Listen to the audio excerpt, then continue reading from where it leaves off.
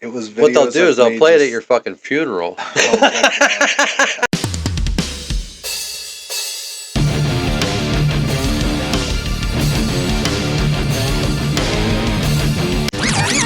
If I'm gonna tell the my best wife, of. I've got to tell my wife if I die tomorrow, do not play this shit at my funeral. I will come back from the grave just to haunt you. It's documented. You heard it here first. But all right, so we're back in the cellar. I think this is episode 5 now. We're here with Kris Night. He's an artist of many mediums. I've known him for a little bit of time. I thought it would be interesting to bring him down here and kind of talk about his art and just talk about just kind of his journey, his path, and things that he's interested in. He's definitely an interesting character. So I thought it would be good to have him down here. I got fucking clicking keys on my mic and shit. But yeah, welcome to the fucking pod, man. Thanks for having me, man. Hell yeah, man. We've been talking about doing this for a little bit. Yep. Life gets in the way, though, man. Life gets fucking crazy sometimes, dude. Sometimes you just gotta, kind of wait till the time is right, I guess. Right. Oh. But, I would say, you don't mind if I smoke a cigarette, right? No, you're good, man. Do you mind? No, I do not mind. That's the name of the show. I was picturing I'm like sitting over here talking to like some fucking senator and I'm like about to light up a fucking joint. I'm like, do you mind? But I see your art constantly, man. Like you're always on it, dude. So like that's something that I think is very interesting because even as someone, I mean, I've been creating art for most of my life. It's hard to do it. It's hard to be on it consistently and every day, But like I see you posting shit almost every day. Yeah. Bring that mic just a little bit closer up to you. All right. My artwork, it's been hell trying to keep up with it because I'm trying to find new inspiration to on what to draw, what to create.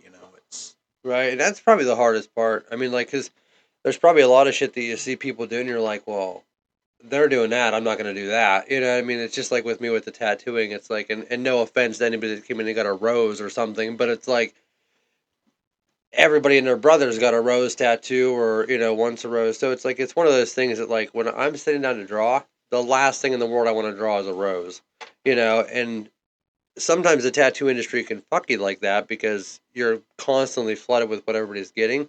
right. So like if I sit down to draw, I have no idea what to draw. It's hard for me to come up with an original idea anymore, especially because with the internet, like good luck being the first person to think of something, so like I just really appreciate and really like the fact that like you just keep pushing. You're always trying something new, man. Like every time I see your artwork, it's something I'm like, oh shit, like I would have never thought to draw that. Right. And like I'm always constantly challenging myself and doing new mediums that I've never done before. Like for example, the 3D like kind of 3D-ish tattoo that I did recently, that dagger. It was a tattoo I found on Pinterest and I'm like, "Oh, fuck it. Let me try to redo it and see what I can do." Right. And it took me like 3 different tries to draw it out. It was just hell, honestly.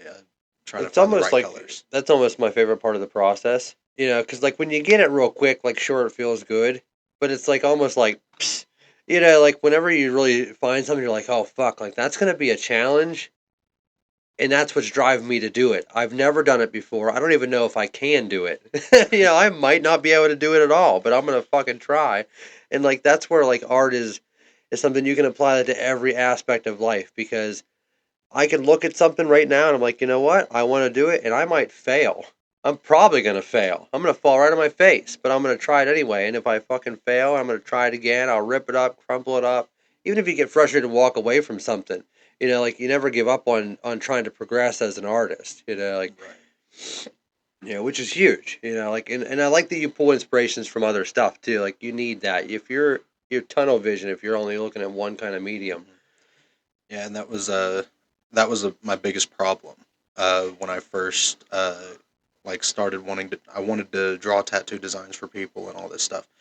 I started doing that at like age 16. And nice. Trying to do that, like, yes, I would ask people what they wanted, but then I would have to go through and choose the style that they wanted or do my own style, and I always gravitated towards I would say like black and gray or just like simple like flash Like traditional designs. Yeah. almost. Yeah, right. Okay. Which is, respectful that you went into that route because I mean like a lot of people see the traditional stuff and like it has its niche. But everybody wants new school, everybody wants flashy. I mean, fuck, even so many people now just want minimalistic, no shading at all. And like I'll do it all day. It's part of my job because that's the thing with tattooing is that yes, you're commissioning artwork, it's your artwork, but it isn't for you. You don't get to keep it for the most part. I mean, you might be having a sketchbook in or a portfolio or something, but like you're creating that for somebody else. It's for them to like and enjoy and to wear. So only a small percentage of that is what you want, unless, they say, hey, artistic freedom or something, make it your own, but art in the tattoo world does get boxed in by the body that it's on, the location of the body it's going on, Hmm. so it's like if you are only focusing on tattoo designs and tattoo stuff and drawing stuff for tattooing, you're like clipping your wings a little bit, like you'll stay in that lane, and then you won't branch out, so it's like I hate painting. Absolutely hate the process. I love to do it, but I hate for some reason just the process of painting doesn't resonate with me and I just can't do it. But I notice that whenever I do it, the next tattoo that I do, I'm better. And it's weird because painting is not tattooing, Right. but it's like just having a better understanding of how colors blend and how you saturate stuff like on layers because painting is very similar to tattooing, how you can work in layers, but it's like I can find myself growing as an artist just by doing something completely out of left field. It's like it's amazing like that, So like branching out is probably the most beneficial thing you can do. Even if you're like, I'm gonna put traditional aside, I'm gonna put black and gray aside, I'm only gonna work on fucking color realism for a month. It's like that is how you grow because you can always go back to what you know and what you love. That stuff comes easy. But forcing yourself to do stuff that's hard or that you're unsure of or you don't even know if you can do it, like that's where you really find yourself as an artist and as a person. It's no different. I mean, I used to find just shit jobs just because I thought it might be interesting to learn the process of something different. Hmm. And I'm with you on that. Don't. I'm not a fan of painting, but like if I have a vision in my mind that I know I can paint, I'm like, fuck it, I'll go ahead and paint it. Like the uh, Beauty and the Beast rose that I did. I Mm-hmm. don't know if you saw that. I did. I'm telling you, Yeah, I fucking troll your feed all the time, dude. that that was the largest painting I have ever done in my entire life because that canvas is over half my height. Oh, dude, that's such a good feeling too. and It's and I did scary. that. I did that with paint markers, like just Oh, straight up wow. paint markers. Holy shit. That's a And lot of ground to cover with a marker. oh, it was, and I went through 2 packs of paint markers Man, a lot of just to do time. that. And there's like, when you're working on a big piece, it's like you might be even only a quarter or halfway through it and you're like, fuck this. It's ruined. I've ruined it. It's done. I can't go back. I can't fix it. And that was the process through that because I was so unmotivated halfway through because I was like, why the fuck did I take It's on like soul this crushing. big piece? And after it was finally done, it took me 3 days to finish. After I was finally done with it, I was just like, okay, I don't want to paint with blue for. I don't want to paint with blue for a while. So, No, I mean, I love that like, admit it, because I'm sure there's a lot of artists that act like it's all just, psh, it's all hmm. easy. But it's like highlighting the struggle is, again, like I said, it's where you can relate with other people, especially someone that might not be an artist yet or someone that's trying to be an artist. It's like, listen, I've been doing this for fucking 25 years or so, and I still find myself in the middle of it. Like, I fucking hate this fucking piece. I suck. I'm terrible. And it's like that never really goes away. And it's like, I always relate it to like what they call imposter syndrome. And it's like, so it's common for like, say, tomorrow your band gets signed and boom, you're mega famous, you're the fucking Beatles, and it's like this imposter syndrome. What it is, it's like you're kind of standing around like, shit, like, are they going to find out that I'm really not as good as they think, or are they going to find out that I'm a fraud, or like, Hmm. like I did it just that one time and got lucky, but you don't really feel like you've earned the right to be there, you know what I mean? Right. So it's like sometimes I'm like, fuck, like these people come to me to get these immaculate pieces of artwork, and like 9 days out of 10, I'm pretty confident, and if I'm not, I'll tell you. But there are days that I'm like, fuck, man, I don't know if I can do it. Like I don't know if I'm good enough to be charging this rate. I don't know if I'm good enough to be doing these kinds of pieces, and you kind of have to just check yourself, like, well, like I'm here and I'm in it. So it's like the only way to really find out is to do it, and if people are coming in and they're willing to pay you for your artwork, you kind of just have to trust them, Yeah. because they're the one that's gauging your value essentially. I mean, I can set a price all day, but when you're commissioning artwork for people, it's like, well, I could work for 10 hours on something, and if they hate it and they're not willing to pay for it, then that thing ain't worth a damn. Hmm. So it's like at the same time, you have to be able to kind of remind yourself, like, well, this is a process, and as long as you're getting better every day, there's no going back. You're always going to be giving your client or your customer your best, and that's all you can do. As long as you don't give them less than that, Hmm. then you're upholding your end of the deal, basically. Right. And coming up with pricing, you were talking about that. That's the hardest thing for me It's hard to because find your worth, yeah, especially because it's time. Time you can't get back. It's not like, when you go in and punch into a job. I mean, I could dick around for like 30 minutes and I'm still getting paid, but like, when it comes down to a piece of artwork, nothing gets done unless you sit down and it's a whole body thing that you got to do. I mean, you got to sit down, you got to be focused, no distraction. I mean, like your mind has to be able to kind of let go of everything else and get into that piece. And that's where when life is going on, the last thing I want to do is create, hmm because I mean, chaos does breed a lot of beautiful artwork, I'm sure. And I'm, yeah, a product of that, I'm sure, a lot of times that I just buried down and just did it. But it's like being able to find the time to do it, especially because, like, I learned at the Art Institute, the one thing that artists hate more than anything is deadlines. So it's like if someone paid you a deposit and like, hey, listen, I need this album artwork by next week, and you've had a fucking shit week and you couldn't get it done, like, you still have a deadline. They still need it by time, so it's like it's a lot of pressure. hmm I hate deadlines. Those things, like every time I do a commission, they say, "Can you get it to me by this, and this?" Sometimes I'll create my own deadlines, which I know I can get it done in that time That's frame. healthy. It's Yeah, good to do that. I can get it done in that time frame. However, if they say, as you said, like, "Oh, next week," and I don't have until next week because I got all this other shit going on, then I'm like, okay, I need to make the time and also find the motivation to, Right. because I'm It's feeling forced. I'm feeling forced to take and right. take the time and do this. Well, and another thing that I learned, I had a lot of great instructors at the Art Institute that kind of helped me understand like the psychology of an artist. And it's like if you're being forced to be creative, that actually creates a chemical reaction in your brain that actually will block creativity. So it's like it's a tightrope walk that you have to do to where like you are an artist and want to be an artist and that you can make money this way, but at the same time you have to be able to give the art the respect enough time to do it. You got to also be able to be in the right mindset to do it. Because if you're not, then you're again maybe just half-assing it, and you're not giving them the best. So it's like when you get money involved with anything, it's hard unless you just don't give a shit. But thankfully, like most artists care about their work and care about the product that they're producing for the people.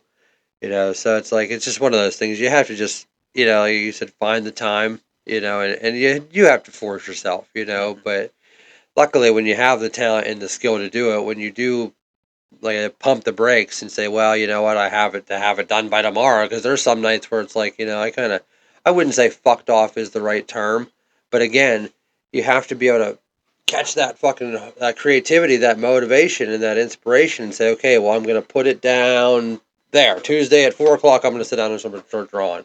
It's Right. like, well, Tuesday at 4 o'clock. What if my brain wants to do something? It's like if I hadn't held on to that creativity, that motivation, and it's not there at that given day and time, I'm not going to be able to give you my best, and it's honestly better for me to not do it until I am able to give you my best.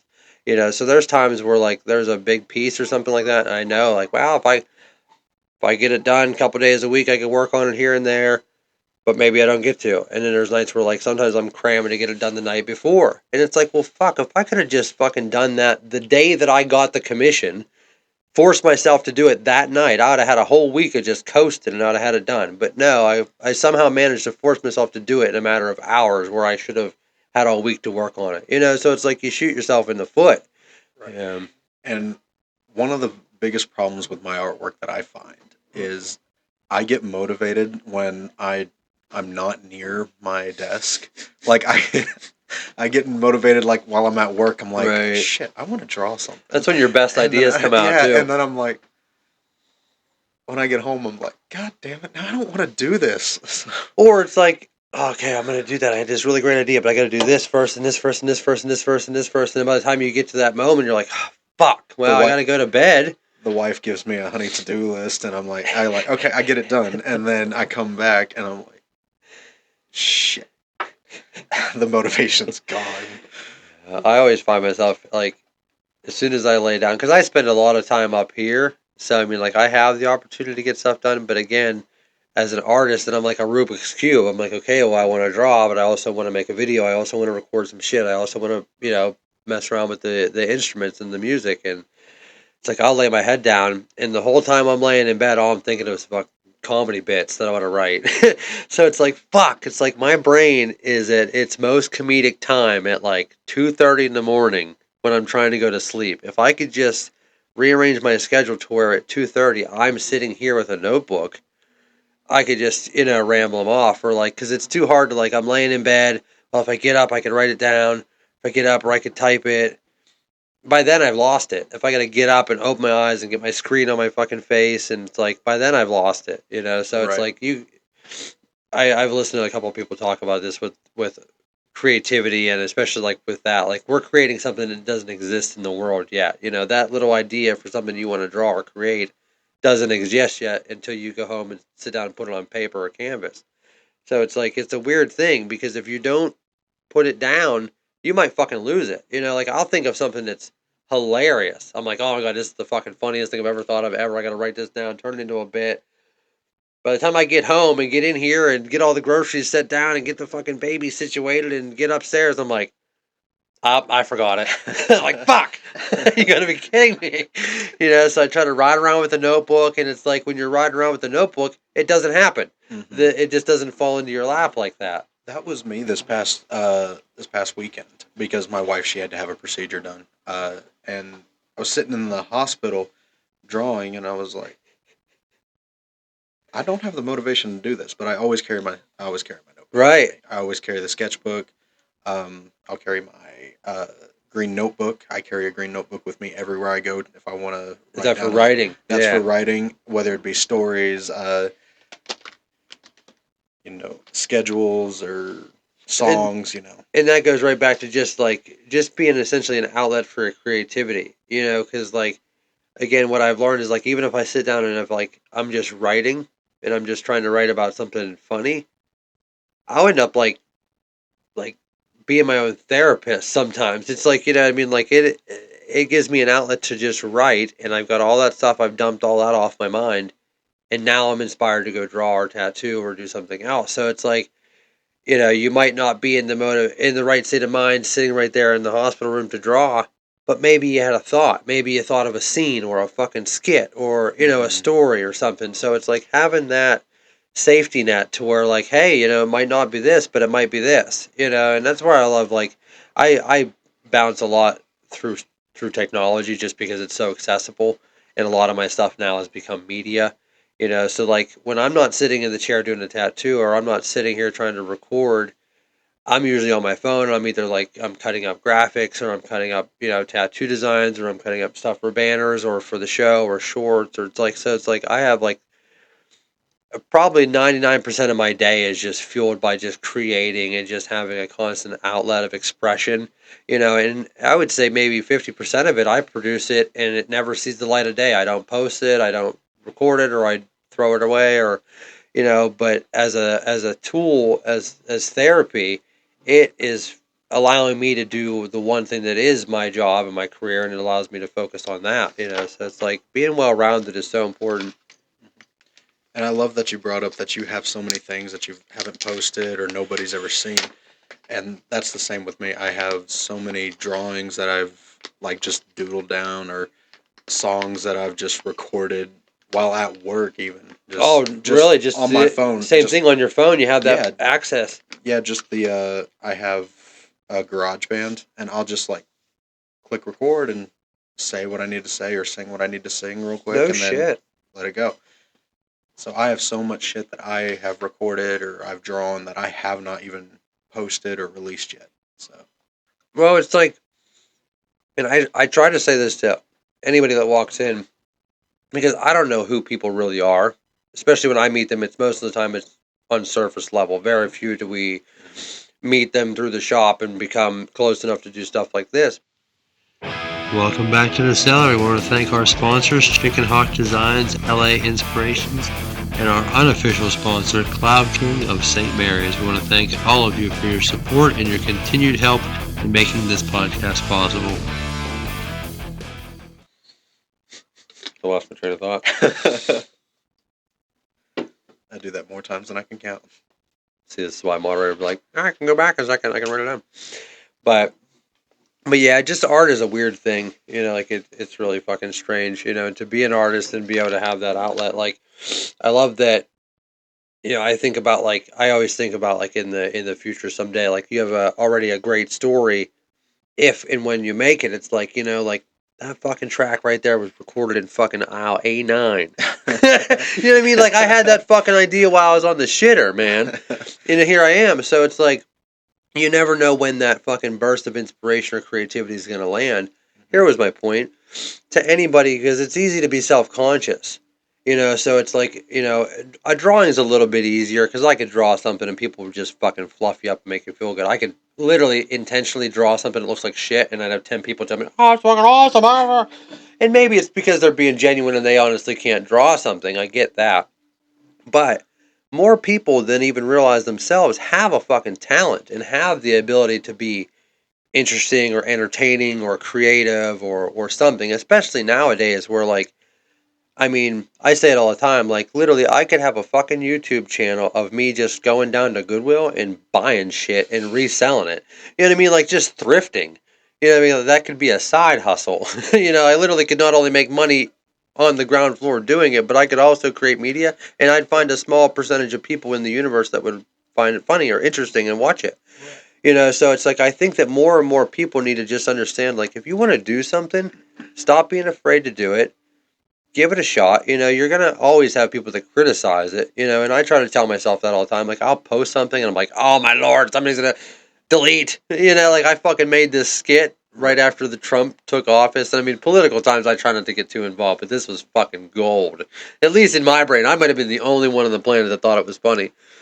But I had the green screen set up, and I have the mic and shit, and I made it look like a news anchor setup, like I was reporting live from Chicago during the deportations. I think I saw this. I'm like, fuck, man, like. So I tried to put it together real quick because the idea just kept fucking snowballing. I'm like, oh, I could be so good. I need somebody else to like going live now to ride in Chicago. Because like I had the fog machine set up and I'd like cut in a bunch of clips of them like frag grenading people during like the COVID riots and shit. So like the clip was like them shooting a frag smoke grenade and then it cuts back to me and I'm all fucking clouded with the fog machine and coughing. I mean it was really, really good. At least like I said, in my eyes, I was fucking dying just trying to fucking put it together in my head.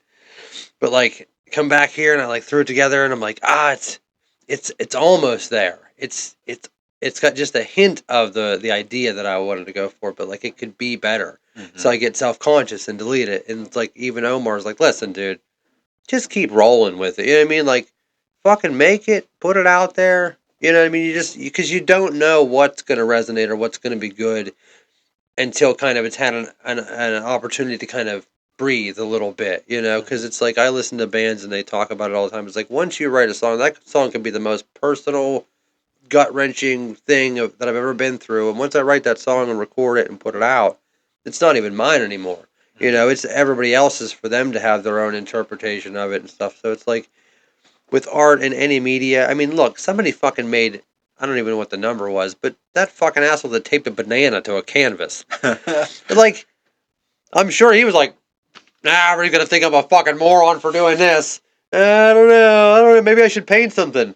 You know what? Fucking, I'm going to do this. And You know, I mean, for some reason it resonated with somebody, and some percentage of people, and it became fucking viral and famous, and he's probably still counting the money from it. Like, so you just never know with art. Like something in her dad tells me this all the time. He's like, someday they're gonna be talking about a famous word up there. I'm like, fuck you, ain't gonna be talking about nothing, dude. I ain't painted shit in years.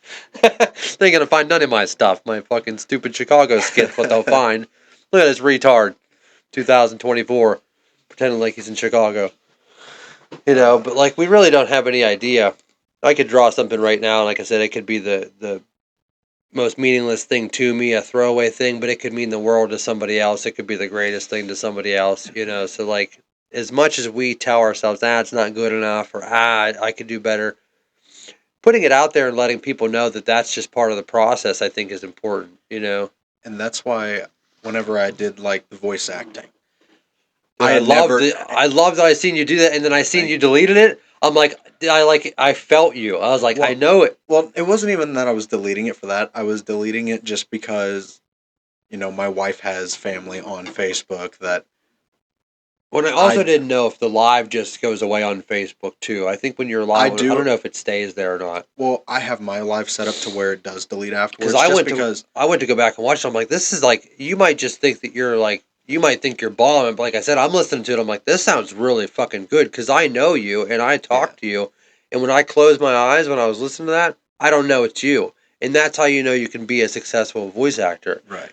And that was, I only deleted, like I said, just because my wife, she has family that if, I don't want them to see that side of me because I'm, whenever I'm around them, I'm this sweet, like, guy, Well, it's a matter of respect. Yeah, respect. You know, and there's little tidbits of that with me too. It's like, well, I don't want to offend anybody. I'm just trying to have fun. And when I was doing that voice acting, though,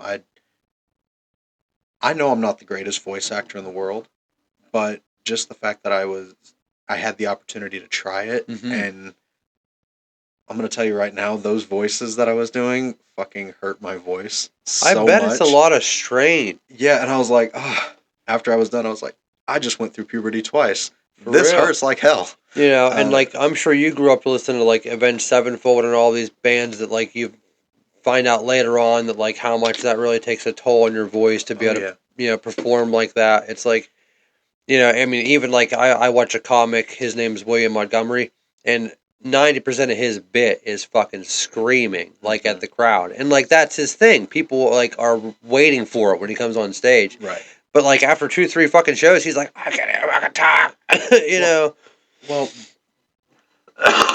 learning how to scream like that in the microphone and everything, I never realized because I'd been taking vocal lessons for my singing. Oh, really? Yeah. No shit. Because I needed to because I was not the greatest singer. Well, and when you care about it, it's like I said. I mean, I consider la la la la. But if I really wanted to be a performer and cared about my craft, it's just like taking a class. I mean, for anything, like it's respectful. And with those vocal lessons that I was taking, I never realized how much it would play into voice acting as well. Oh, no shit. Because I took from learning how to breathe with the diaphragm and everything like that, and how to carry a note and everything. Well, it's totally different muscles, right? Yeah. You're pulling from down here. And it gives you more power when you breathe from the diaphragm rather than your chest. I applied that aspect whenever I was doing the voice acting. Wow. And it actually helped out a lot. So my voice wasn't as hoarse afterwards. Right. But it did, it helped, but it didn't, like, make it perfect.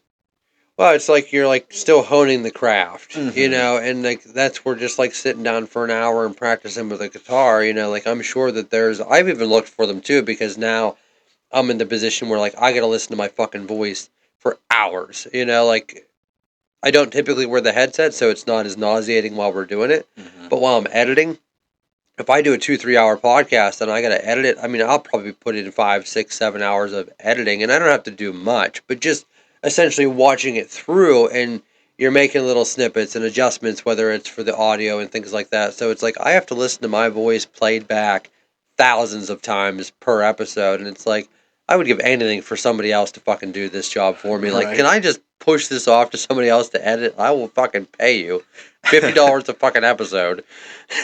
Because it's like, it gets tiresome. Like, and then I laugh because, like, after we record one, like, Omar, I went down and seen him. He's like, or I call him Omar. His name's Rico, whatever. But, he's like, fuck, man, 10 minutes in, I can't stand listening to my own voice, dude. It's like, how do you fucking do it? It's like, you get used to it, man. Like, especially, like I said, you can understand, like, well, that's what I sound like. Meh. I can make myself sound like this, though, and I can do this. Like, and that's why I always liked voice acting, and I've always appreciated animation just for the art side of it. But, like, when I was at the Art Institute, my roommate was an animation major. And, like, we would literally, I mean, we fucking smoked opium and shit and would do his homework. Because his homework was, I mean, we would create the little animation, but the best part was doing the voices. You know, and he would have a little character, we know the little fucking voice, you know, and, like, it was just all fucking night trying to, like, line up these voices and trying to create these characters and different personas. And, like, you really learn how much of a range you really have, you know, that, like, you can probably do, like, maybe 8, 9, 10 voices, you know, just yourself. So I started to look into it, and it's like, you know, that's what you would do as a voice actor. You would create essentially a portfolio of snippets or sound bites or clips, Mm-hmm. and essentially, like, run through every character you can do, every voice you can do, and just do a reel of those. Right. You know, and it's cool because, like, people don't realize the value in that.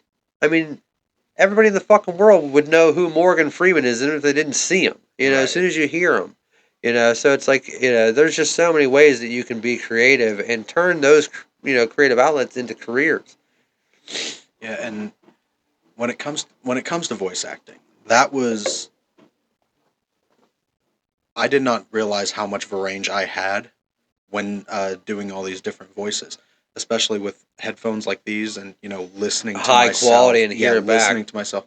It took me so long. By the way, I'll just add this in there. It took so long to get the audio uh, as good as I could. Oh, Uh, it's as fucking hard. Oh yeah, I had to have so much help from a friend of mine.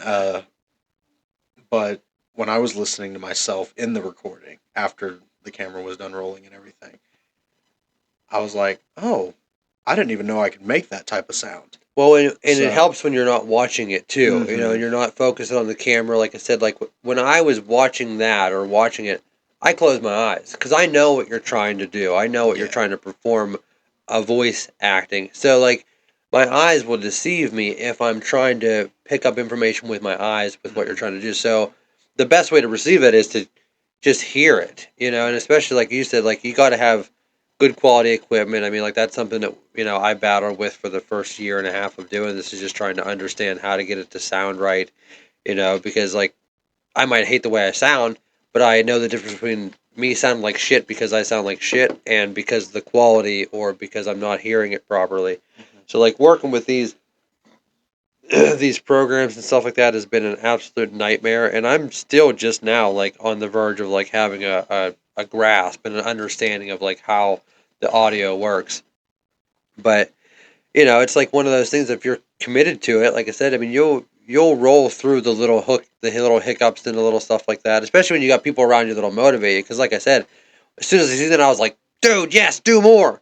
Because like I'm sitting here in my fucking own head trying to go Rock City Tattoo, blah blah blah blah blah, Chicken Hawk Design, blah blah blah. I'm like, boy, if I had a fucking voice actor, I could hire you to fucking come in and Rock City Tattoo, blah. You know what I mean? Like, and actually fucking make it sound like it should. right, It's like so. I mean, literally, like I mean, like I said to you, like I don't know if I even fully said it to you, but it's like with that, like if you figure just starting out ground level, you've already got a gig with me. You know what I mean? mm-hmm, I would love to have you come up here and like it would be the same thing. Like, we might run through it 10 times. It's like what I learned with you doing what you were doing is like you have a script and you don't break from the script. You right, read it exactly as it is, and that alone can fuck you up. Because, like, yes, when I'm trying to learn song lyrics, if there's a little rise and fall in the song that isn't like a natural flow and it changes, it's like I'm like, well, fuck, I can't even fit that word in there with how right, fast I feel like it needs to go. It's like, okay, so you back to the drawing board. I just do sections. Okay, well, I can get through these 4 words, and I'm going to just start where I'm having trouble, and like kind of build that muscle memory up and then go through the mm-hmm. whole thing. And that was how I was doing it whenever I was doing the lives. I was looking at it and I was going, okay, because I kept fucking up on, like, say, the first line, and then trying to do it in that voice, like maintain that energy in that voice. Right. Because that voice that I was doing on the last live, it was a mix between Alex Brightman, because I was doing a scene from Hell of a Boss, which is a YouTube Okay. series, and it was on an app, like a karaoke app, and people were like, "Hey, let's post these scenes on here," and then people just voice over them, and Right. it gives people a chance to. It gave me a chance to, like, send these off to people and That's say, "Hey, pretty legit. I'll, like, hey, I can do this or this or this." But doing these scenes, I had to kind of match the energy that I heard from the episodes when I watched them. Right. Well, at least you had a playback and a reference to Mm-hmm. go on. You know what I mean? At Yeah, least you could hear how the character was supposed to be portrayed. yeah. So it was kind of like whenever I was doing, doing a voice like this. It like I had to try to. I did so many takes on that voice Oh, I'm sure just trying to find before even recording it, the before right even going tone. live. Yeah, trying to find out what voice fits this character better. You know, because like I found like because I mean I'll dick around all day doing voices and accents and all that stuff, but it's one thing to be able to like say something in a funny voice, but like to be able to actually talk and to be that character, it's like Mm-hmm. you can't just get away with just doing a one liner or a one snippet. Right. You got to be able to maintain, you know, whatever that raspiness or whatever the deep tone or whatever like it's got to be so difficult. And I used to make fun of voice actors because I would see videos and then I would see them do this and shit like that. And I didn't realize how much that helped because they were getting into the character, like they were putting their mindset into the character, Right. and I didn't realize how that was working. So when I actually tried it before turning on the camera, it helped out so much. That was It's kind of like method acting. I mean, like you yeah. kind of want to like encompass the whole body of that character and kind of get into that Mm-hmm. mindset. Yeah, that's a cool thing, man. Especially like I said, because that has a very wide fucking brush that you could do so much with that, you know. And like I said, I mean, anybody that does music or does anything like that with their voice, it's like, boy, like you really could spread that palette out pretty wide, you know. And with technology and like I had a feeling that it was some form of app that was kind of giving you a script and something to go on, and then allowing you to record it, and then Mm-hmm. I imagined like a playback. Yeah. So I was like, holy shit! So like, you feel like if there was like a SoundCloud for voice acting, you know what I mean, to where like you had a little bit of like maybe Indeed integrated in there, and Mm-hmm. it's people looking for roles, and it's just roles, and you say, well, fuck, a Western scraggly cowboy. I don't think I could do that. Fucking Godzilla Underground Mutant Ninja Turtle. I think I could maybe nail that. Pick that fucking role and drop in, a handful of samples and liners that they have, Mm-hmm. for the script.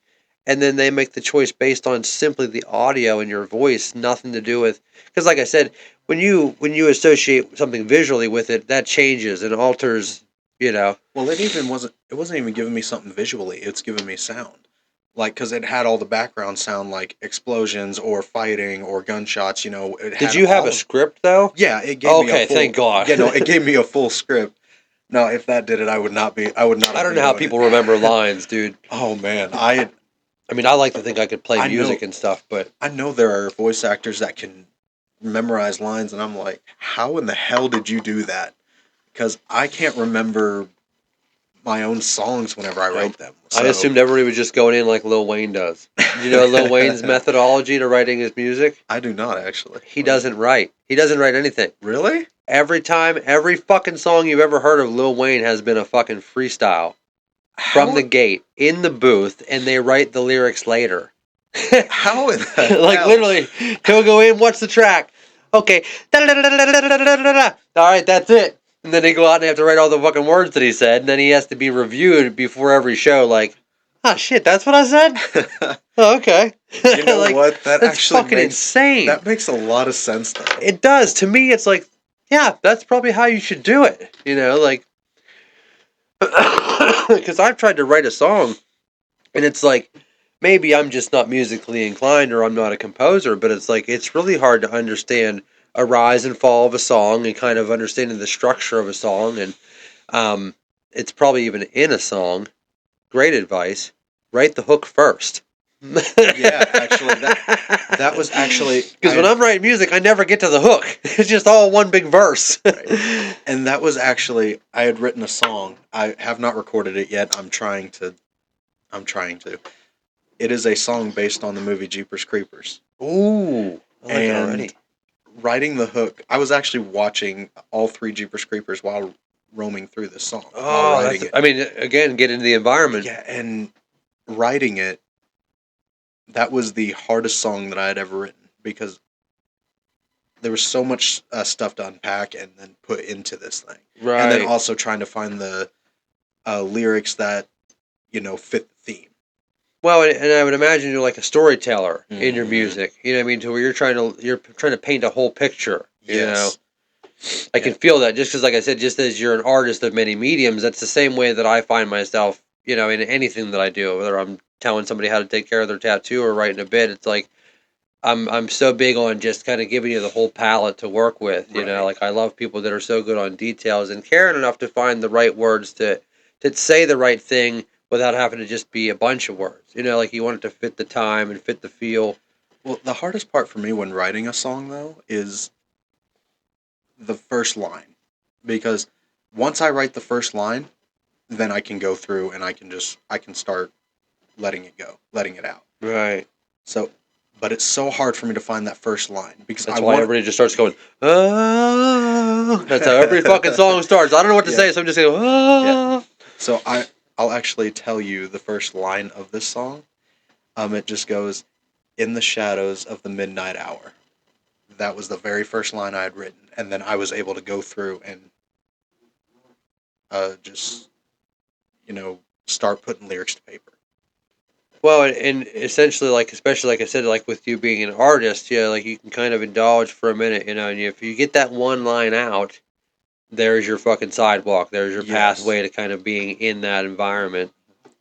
That's that's so cool, man. Like I said, especially because like this is a whole new realm for me. I mean, like I've always, talked shit. I've always like made up songs and stuff like that, but to take the step aside and say, well, you know what, I'm going to actually give this a little bit more focus and I'm going to actually treat this a little bit more serious. I'm going to make some investments and invest in good quality stuff. Like, because like I say it all the time, it's like, fuck, man, I could drop dead tomorrow, man. And like, if I had one thing on my plate that I wish I would have done, dude, it's a waste. So it's like, why not just get busy trying to do it? And like I said, even if sit up here and record all day long and you don't share it with anybody, it's still for you. It still Right. benefits me. Come up here, like I said, I'll come up here sometimes to just fuck around and just record and just talk to myself sometimes, dude. And like I might, like I said, go ahead and fucking delete it from the hard drive. Hmm. But I'm still creating, I'm still expressing, and it might just be for me sometimes, but that ultimately helps me grow to be able to express out in the real world, Hmm. especially like nobody wants to show anything until it's perfected, Right. but I think that gives people a false sense, that it doesn't take work and struggle to get there, so I think with social media and stuff like that and just having access to being able to record it on your phone if you're at work or being able to fucking write in the car while you're, out and about, like, and then immediately put it in because like I literally could. I mean, I was looking up something the other day, and like I can literally with one button, I can pop it into my fucking notes, and then I have it over here. It's like so, like I can send myself stuff, So Hmm. like I find myself all the time reminding myself to like what I call set myself up for success. Right. So it's like if I know that this is something I want to do, I'm gonna make sure that it's sitting in front of me for when I'm ready to do it, And like I set up all this stuff, and I said, it might be 2 years before I get somebody in the chair, but I want to be comfortable. I want to know what I want it to be. I want to know, essentially what I, am expecting out of it, like, and I don't want to put it out without the quality being right. So it's like I actually was closer than I've ever been. I don't know if you've ever tried to get monetized on YouTube. Oh yeah, I have. Okay. Yeah. Pretty fucking difficult. Oh yeah. 3,000 public watch hours, which is only counted on long form videos. Hmm. Shorts don't count, which is bullshit. Because if shorts counted, I'd have been monetized already. But So you got to have. They just dumbed it down. You only got to have 500 subscribers now. It used to be 1,000. So 500 subscribers, 3,000 watch hours, and then um, I think maybe consistent uploads or something like that. But the watch hours is the big thing. Subscribers, you can buy subscribers now. Like if I hit the watch hours and I was short on the subscribers, you can literally, not recommending it. It's probably against YouTube's fucking terms of service. Yeah, it is. But the watch hours at the end of the day, like you got to have people watching your stuff consistently the whole way through. And 3,000 hours of watch time is a lot of time, and like putting out 5-minute videos, it's going to take a lot longer. Even if 1,000 people watch that video at 5 minutes apiece, So like with these are longer form videos, 2 and 3 hours at a time. I had one video on this channel hit 32,000 views. It was a 5-minute video. It had like 1,700 watch hours. So like I at the max. I just recently started to lose them because of YouTube's policies. Right. But I had, I think, close to like 2,000 watch hours of the 3,000 that was needed. I mean, I was, like I said, closer than I've ever been to getting a check from fucking YouTube and have an ad share and all that, ad revenue. But again, I could have taken that year as I'm watching my timeline tick down, because the way that YouTube works is that those watch hours only count for 365 days. Say we post this video today and it gets 2,999 watch hours, but then nobody watches it for 365 days, then it doesn't count. After it's a year old, those watch hours don't count. Now, obviously, if somebody goes back and watches them, I mean, like anytime it's watched, it counts it. Right. But any information or any data that's 366 days old doesn't count. So I just hit the year mark on that 32,000 view video, a couple other videos that I had that had a couple thousand views, and they were just repost videos. They weren't even like podcast episodes. They were just like some interesting stuff I had found online about AI or about, whatever was going on in the fucking world at the time. So like I'm sitting here watching my watch hours trickle down, trickle down. I'm like, I'm gonna lose it. Like I was this close to getting fucking monetized and having this be a paid channel, and I'm gonna lose it. So like instead of forcing myself to just put out a bunch of garbage to keep it, I just let it go. And just waited. I said, like I want to put quality out over quantity, and yeah, fucking little YouTube check would be fucking cool, but like I want to make sure that we're doing this right and then we're sitting down with people who are interested in making it good. And like I don't want to half-ass it. I don't half-ass anything. So like it's just one of those things like same thing with you. You would fucking do what you were doing forever, even if it never made you a dollar. You know what I mean? Like, because that's the nice thing about artists is that in most cases we're not financially motivated, or else we would have picked a different career. Right. I always told my grandpa, like, what the fuck was I thinking? Like, every artist has never been famous or rich until long after they're dead. Right. Starving artist has been a term for fucking ever. It's like, so like, I really picked a good one. I had to be a fucking artist, of course. But thank God I love art, more than food most days. Right. And like, you'll literally put yourself, in the ground trying to make it as an artist doing your own thing, because it's not worth selling yourself out to do something that doesn't make you happy. Right. And when I was, I'll be honest, when I was recording the song that I had just recently released. The Jeep. Oh, not the Jeepers Creepers one. The other one. No, the A Perfect Lie. Okay. That song that I just recently released. And I'm going to drop these links into this too. That way, Right. like I said, anybody can find them, because, like I said, there's just not enough people doing cool stuff around here, dude. And this is a great stage for us to promote all of that. But go ahead. And by the way, that song finally dropped on Spotify and Pandora, Nice. and stuff like that. So, when doing that, it had taken me so long to even get into recording it because it was a cover. It was a cover song. I had wanted to cover. It's got to be harder, huh? Oh, to yeah. do something that somebody's already done. Yeah, and I wanted to do a cover of this song for years, but I never got around to doing it because I didn't have the quality. I sucked at production. I still suck at music production. I had somebody help me with that. Audio production is so fucking hard, man. Sound is weird. Yeah. But it's mainly mixing. That was my issue because I cannot mix vocals. I cannot mix instrumentals. I suck at it.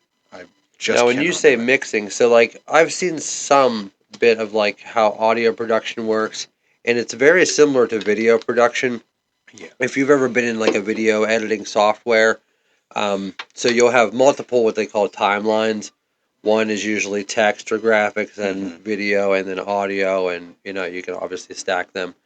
So on that timeline, if I need a graphic to come in for the intro, and then I need sound to come in at a certain time, I'm essentially working along those timelines, and I'm cutting and snipping and overlapping and creating transitions and all that. Is that similar to how it would work? Like, if you lay down your vocals separately and then lay down your audio separately, like, Well, actually, I have the audio running consistently. so does your So audio and vocal come in the same? Like, it's on the same line, essentially. I don't know exactly how the producer did it.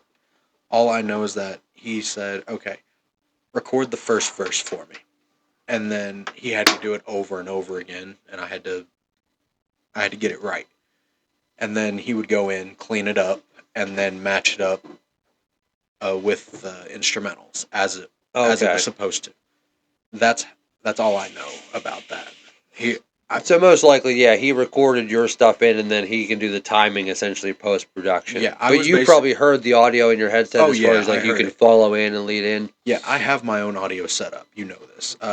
Yeah, I But was at like, his, fuck yeah, he's doing it right, man. Because most people, like I said, I mean, when you got to do it with your phone, you got to do it with your phone. But like when yeah, I seen you were like in a fucking booth with a mic and a fucking spit guard, I'm like, that was yes, yeah, that was my own setup. But I nice. went when I did a perfect lie, and I've got 3 more songs coming out soon. But when I did those songs, I was at his house in his booth Is doing this these. local?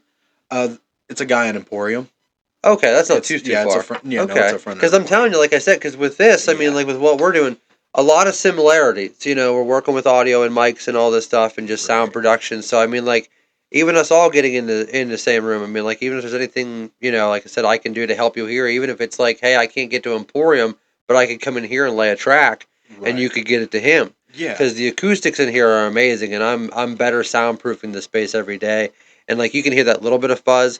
I have a lockbox down there. Like if we were Hmm. actually gonna fucking take it real serious, we would lock up the phones down there. That way we have a clear recording. There's no like outside frequencies. Right. And that's why like I want to set this up over here to where like like my buddy. It would be cool, like I said. I mean, like, even if you're interested in just learning more, like, because you would probably learn, a little bit that would help you in audio production, even just running this a little bit. Because again, they kind of all share the same interface. Like Right. OBS is a little bit different because I'm working with live sources with the cameras and the audio, but how it all feeds in, and like I've got a little fucking dinky mixer down there that like Oh yeah. did fucking say something rude. A whole fucking, that's what I said about your mama. So like on a small scale at some point, because that's about the next thing I need to upgrade, because I didn't get into like really talking about like some things that I want to do this coming summer. But $200 would get me like a fucking 16 to 32 channel soundboard Right. that wouldn't necessarily be for sound effects so much, but for just better Mixing. control of the Yeah. audio. Because like as of right now, which this is the through trial and error, the the best way I could get it to go through is that both of these are XLR mics, auxiliary into the mixer, then the mixer just into the computer. It's all pretty seamless. Like if I wanted to like bring in audio from the phones, I could go Bluetooth to the mixer, or I could do it post production. So I mean, like for being a little fucking dinky local town setup, I mean, like I'm pretty proud, dude, of like the studio I was able to put together. Like I had this set up in the basement of the old place, Hmm. and it was just a nightmare. Like trying to make it work. There was no natural light coming in. There was absolutely like all cement walls and stuff. So like Right. you learn sound bounces, so I mean, like if you don't have a space that's able to catch and trap sound, you're going to get all this feedback, and then like you could be the greatest singer in the world, and it doesn't matter because you're not coming through properly. Or same thing with quality of the mics. If it's like I have a little desktop one over there that I can kind of filter for direct sound, or for overall sound. Right. But yeah, you got to have the right stuff to be able to do it properly, or else like I said, you're not going to know, is it me that sounds like crap or is it the mic, you Right. know? And that was the thing whenever I was recording in the booth that I have at my home. It's actually just a closet. My closet that I've been I doing it for just decades. People yeah, even record. I'm sure some albums that we love are recorded in the shower or something, just because same probably. thing, just acoustics. I went to Walmart and bought like the foam padding that you would put on your bed, like underneath the Oh, dude, that's mattress. genius. Fucking Like that genius, that's dude. what I bought and I just cut it And up I'm and telling you, stuck it to the fucking walls. that's thicker than soundproofing tiles. It I'm is. surprised I don't have it. They must all be at the shop. But like, I bought those 50 packs of soundproofing tiles, and they're Mhm. fucking absolutely thin. And like, you better get where you want them right the first time, because like, I didn't buy the ones that have adhesive on the back. I stapled them up. So if you got to move them, they're ruined. Right. But like, that is Yeah, genius. and that was I stuck safety pins just in them and then put a just like a thin blanket over them to cover up like the Yeah. ugliness from it. Well, right, because the color's not Yeah, ideal. the But color same was thing here, ugly as like, shit. dude, look around, dude. Like, so like right behind you, that's a fucking Dollar Tree tablecloth, and that's just to kind of block the wind because we get a little bit of wind that comes in from the outside. Hmm. I mean that's a green screen, but like these are literally just fucking tablecloths. Like same thing with that. Like, I mean they're the perfect backdrop. Like, and if I would go to Amazon or whatever to buy actual like photography or videography backdrop, I'd be paying double. Right. And these are like 6 by 10. You And know, that whole that big ass thing was only like I want to say 10-15 bucks. right? And that's legit too. Like I said, that's gonna trap sound better than even the soundproofing tiles were. And like, I've even seen my buddy would take like whatever a piece of board, something maybe even the size of the TV or a little bit smaller, and just staple a towel around Hmm. it, just for like in the corners, Yeah, I've done the that. room. I've done that too. You know, When I first bought my microphone and my setup, that's what I had done. I stuck the microphone on my desk and then put. Actually, Uh, it wasn't even wood or anything that I did. I took cardboard from an old TV box and nice, then dude. wrapped like a couple of old T-shirts around it, stapled them to them, and Sick, stuck dude. them right in front of the microphone. I'm telling you, dude. Like that's what's my like again one of my favorite things about art is that you'll do it no matter what. I tell people all the time, it's like you could take everything from me. If I have a fucking something, I could scratch a fucking design into something. Like you can't take the art from me. Right. And it's like just one of those things, that determination to just make it happen with what you got. And like I had those little fucking tabletop mics too, and I was like, oh my god, I'm getting so much echo and feedback across the table.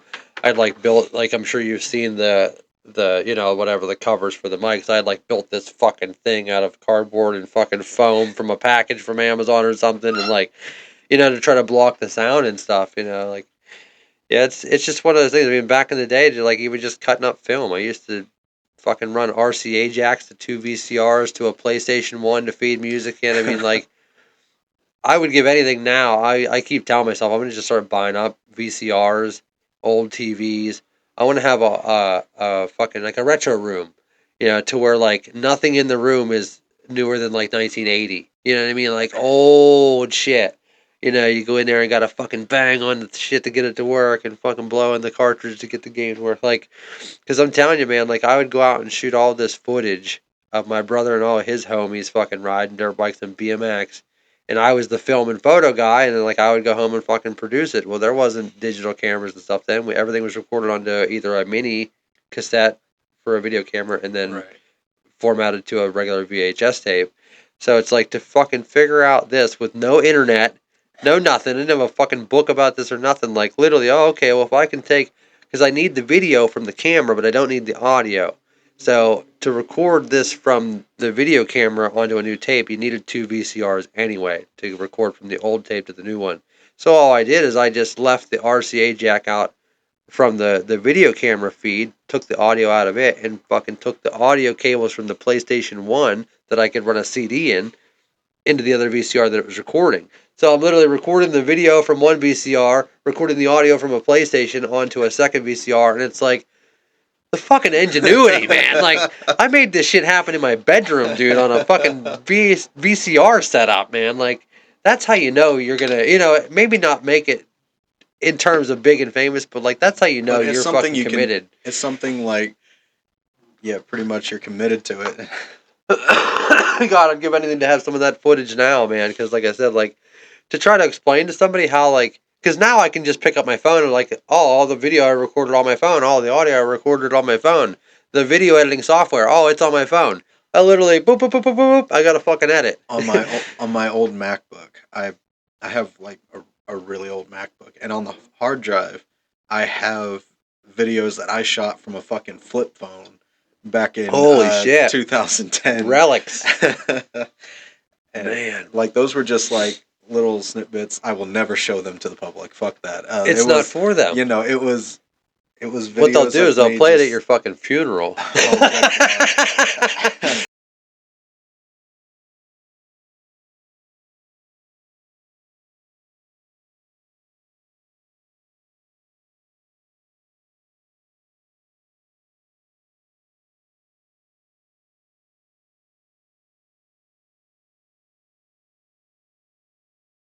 If I'm gonna tell The my best wife, of. I've got to tell my wife if I die tomorrow, do not play this shit at my funeral. I will come back from the grave just to haunt you. It's documented. You heard it here first. It's in his will. It's in my will. Do Those not play this shit at my funeral. those stay in the vault.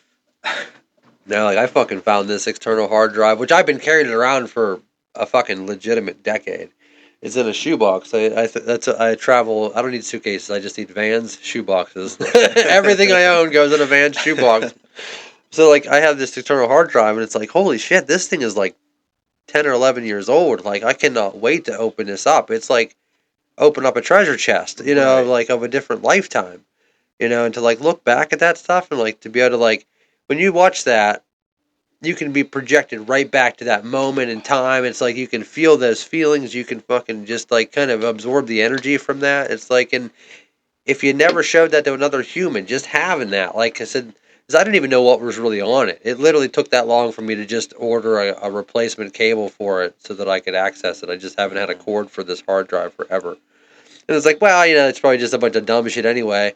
And I fucking opened it up, man. I spent 3 or 4 hours going through every single folder of that because it's a terabyte hard drive, dude. It was almost full. Just the catalog of shit that I deemed to just be throwaway. Because, man, like, there were so many folders on there of just, like, cell phone dumps that I had done. Like, all my storage on my phone's full. Dump it all to the hard drive and delete everything off my phone.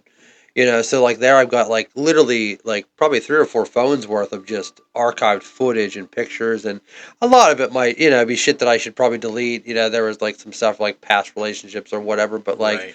man, like there's all this footage from like starting the bike shop, from fucking having a skate park. I mean, just all this stuff that like as far as my personal history, there's no record of it. So Right. it's cool to have that, man, and like don't ever lose it. And that's the same. That's the same with sketchbooks and stuff like that. Oh man, I still have some sketchbooks from high school, Oh my and when I god. go back and I look at them, and I'm like, I want to redraw this, but then You should, just dude. looking at it, Then and and now, I'm like, this is like looking at my artwork from back when I was It's just kind of starting. sacred. Yeah, Like I and said, it's you from a different life, it's even essentially. the same with like I recently re-downloaded Google Photos because I used to use that a Oh, lot because no way. I had a Google Plus back in high school, and I had a pretty big following on Seeing Google there. Drive was big back then, Yeah. too. Before you could just transfer everything through phones. And I had also recently got, I don't know how, but I gained access to my old school email, Oh, which had what? a lot of You my fucking hacker. Hacking your own and shit. it had a lot of old artwork and also pictures from past relationships and stuff like that. And Man. I didn't really care for the pictures of the past relationships and everything, but I was looking at the artwork and I'm like, okay, I would have definitely have done this differently. Right. And now I'm just like, Some of it you're probably like, what was I thinking? yeah, some of it I was just like, what mindset were you I have in a when tattoo you of fucking some of did those this? things. Because I actually accessed an old fucking MySpace, dude, like about a year or two ago. And I had this MySpace, I would say, when I was doing my very, very first tattoos. When I was like 14 or 15 years old, tattooing people. and like, oh my God, I'm just like, first of all, a wave of regret. And I am sorry to anybody that fucking allowed me to tattoo them at 16. I was 16. I wasn't even old enough to fucking be getting tattooed. And I'm slinging ink on fucking everybody. But like, so I look back at some of this old artwork and all these fucking tattoos. I'm like, God damn it! Like, I would give anything to have some of this stuff, as stupid as it is, and is like some of it doesn't even make sense. Like, but I can look at it and like I can know exactly why I did every portion of it, like exactly why I did it that way. It's like I used to hide all kinds of cool stuff in my artwork, like little sayings and stars and just little things that were like, if anybody for any reason would ever have stole it or try to claim it, I could be like, oh yeah, well, what about that?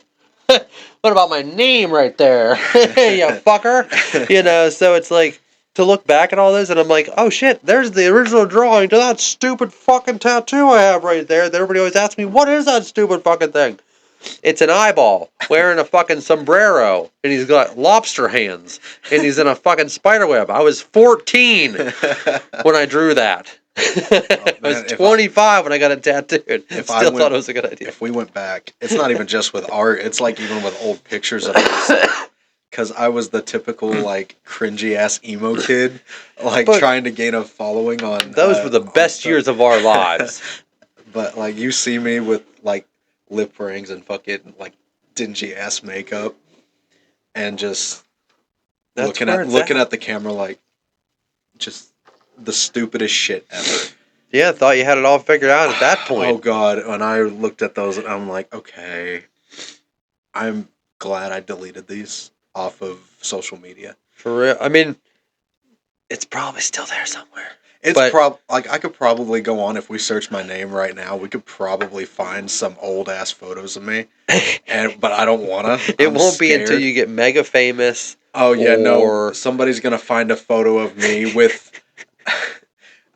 Somebody's gonna find a photo because I used to have a MySpace when I was younger, even though it was like 2013 and I was still able to access MySpace somehow. Like you'll still find like photos that I used to post on there. I think you can still do it. I don't know if they've fully taken it down or taken it down or not, but well, some people say that you can still access MySpace, but I just don't know how to do it. Like I've and it helps if you know your shit because like on MySpace, I don't even think you had to have your real name as like your profile name because I found mine through like I think I was so cool that like my name was like Full Pack of Smokes, like something fucking cheesy like that. Like yeah, I smoke cigarettes. Well, that's how cool I am. See, I had taken. I still remember my MySpace name from 2013. It was I had taken inspiration because I was a fan of like Motley Crue and everything, and I had also seen like Black Veil Brides. His like the lead singer. He had also done like Andy Six, and I had saw Nikki Six, and I was like, "Fuck it, Christian Six."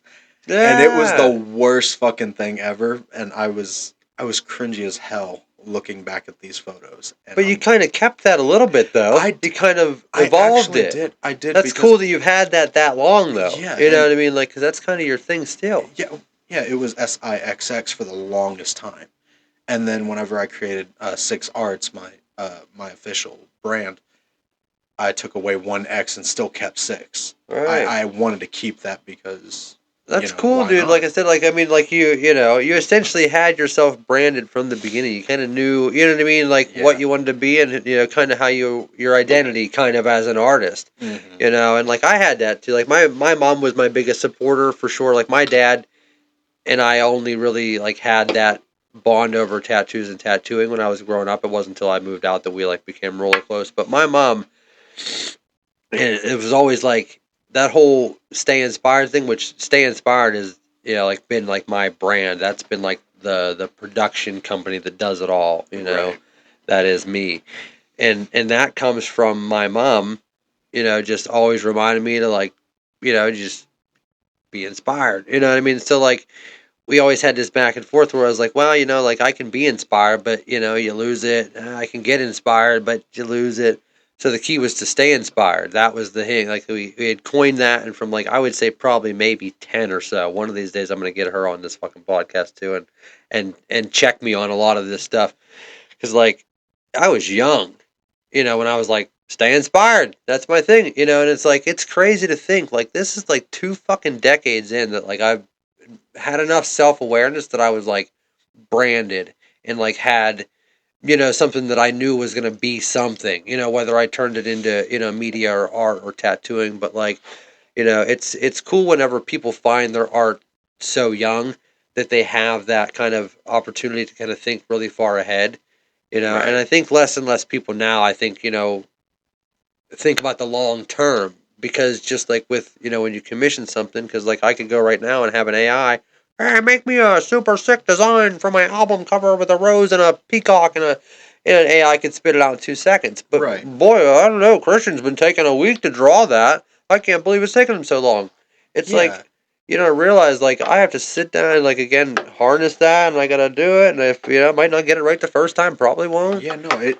Yeah. No. Like It's a whenever you're. different world. Yeah. Whenever you are like trying to take inspiration and create like original artwork, like you're trying to take inspiration from this photo and then this photo and then trying to incorporate it into Right, one make it into thing. something brand new. Yeah, and that was I've done that with quite a few of my drawings that I've done. Some of them are just straight up either copies or and like I'll give credit to those artists, but like sometimes Which it's isn't always possible, by you the way, know too. Like, if I tried to fucking chase down every artist that owns every piece that probably comes in to get tattooed, it'd be impossible. yeah no You yeah know, that's if you can do it, you can contact the artist. Always ask for permission before you use somebody's artwork for yeah anything. But, because you do own that. I mean, like, if you're commissioning that out for somebody, like I said, I mean, that's still your product, one you of my know? one of my biggest issues. Like I had done a piece for somebody. It was like they wanted a back piece that they wanted me to draw it out, and it was I'm pretty sure you can find it on on my thing. It's the one that says motivated by the fear of being average. Like Okay. I had drawn this out for this person, and I told him I did not want to like I did not want to do it um as I did not want to copy it. I wanted Like, to make you it. wanted to make I some wanted to make changes. it into my own. And then by the time I was done with this, and by the time they were happy with it, because they had me change the design like 5 different times. By the time I was done, I was like, "Dude, this looks the exact fucking same." Oh, But okay, uh, and dude, that was that's like, a literal runaround. yeah, I Went was like, all the way back they to just wanted it drawn out, and I'm like, if you the. wanted it, listen, if you wanted it drawn out the way that it was tattooed on this person, just tell me that shit instead of saying, "Oh, I It's want this done, but go ahead and change it up a little it's bit," and then I change it up, and then you're like, "Oh no, I want it's it this way." it's so funny that you said that, because that's literally what I was gonna say. It's like, listen, okay, if I'm showing you something, it's, hey, you know what, man, I want to get this tattooed exactly like this. Okay, now you just told me I don't have to draw anything. I Yeah, just have to make it into a tattoo. I just have to make it into a stencil, or I just have to get it to a clean outline, or whatever it may be. It's like, if you're asking me to draw something, don't ask me to draw a one for one exact fucking copy. I'm not a printer. yeah, You know what I like mean? Like, if you want it to be the exact same thing with no changes, then that tells me as an artist that no customizations, no leeway. You can't, you know what I mean? You can't yeah, embellish. You know, so like, if they want something drawn, you would only assume that they would want to maybe add some interpretations, maybe make it your own, and that's just part of being an artist. Like, you will never escape that. Like, I mean, I even get to the point where like I've drawn all week, and half the time anymore, I don't even fucking send a proof. You know, and I apologize. I should. That's common courtesy. yeah, Before you're getting a tattoo, it's like, hey, here's what it looks like. But most of them don't necessarily want anything changed too much. You know, hmm and if it is something that they want me to draw, there's enough trust there that they don't even fucking hesitate. Like, they say, right, hey, draw this up for me, and I trust you. But in most cases, like, you know, you're not even sure that it's right until it's even fucking on the skin, because hmm like I've literally stenciled out and they're like, hey, you know what, can we make some changes to this? It's like, I oh mean, yeah, we've been looking at this design for a fucking week. We've been looking at it here for an hour. I put it on your leg, your arm, and your back, and now you want the clock taken out of it or something. It's like, why right, wouldn't you have told me that one a week ago or an hour ago? and saved us a bunch of time. And But sometimes they don't know until it's on them, and it's like, you only know what you know when you know it. right. So And at the end that of the day, you was just do what they ask. and it's even when coming up with a design for your own skin as well. Like sometimes you'll look at something once it's on your skin and you're like, "Oh, I want to change this." Like I had designed this one. This Alice in Wonderland because this whole arm is supposed to be Alice in Wonderland. Oh, cool. But I had designed the cards that say Alice with the Mad Hatter's 10-6 Have you size. always had that the whole time I knew you? No, actually, I was I gonna say got I'd it. never seen that No, tattoo I got before. it That's done. sick. I got it done. Fuck, when did I get it done?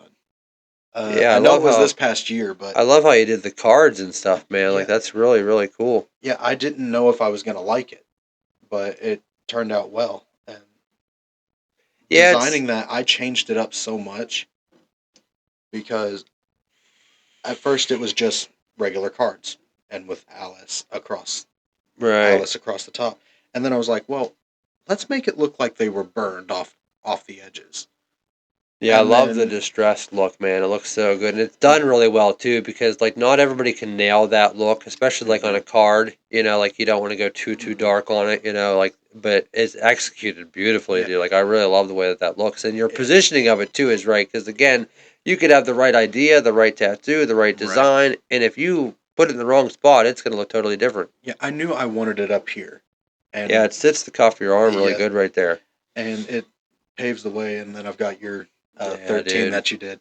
But when designing that, I always knew the placement. I always knew the design that I knew the design that I wanted, and I didn't really want to change up too much of it. Right. When I got it stenciled on, he had to move it over.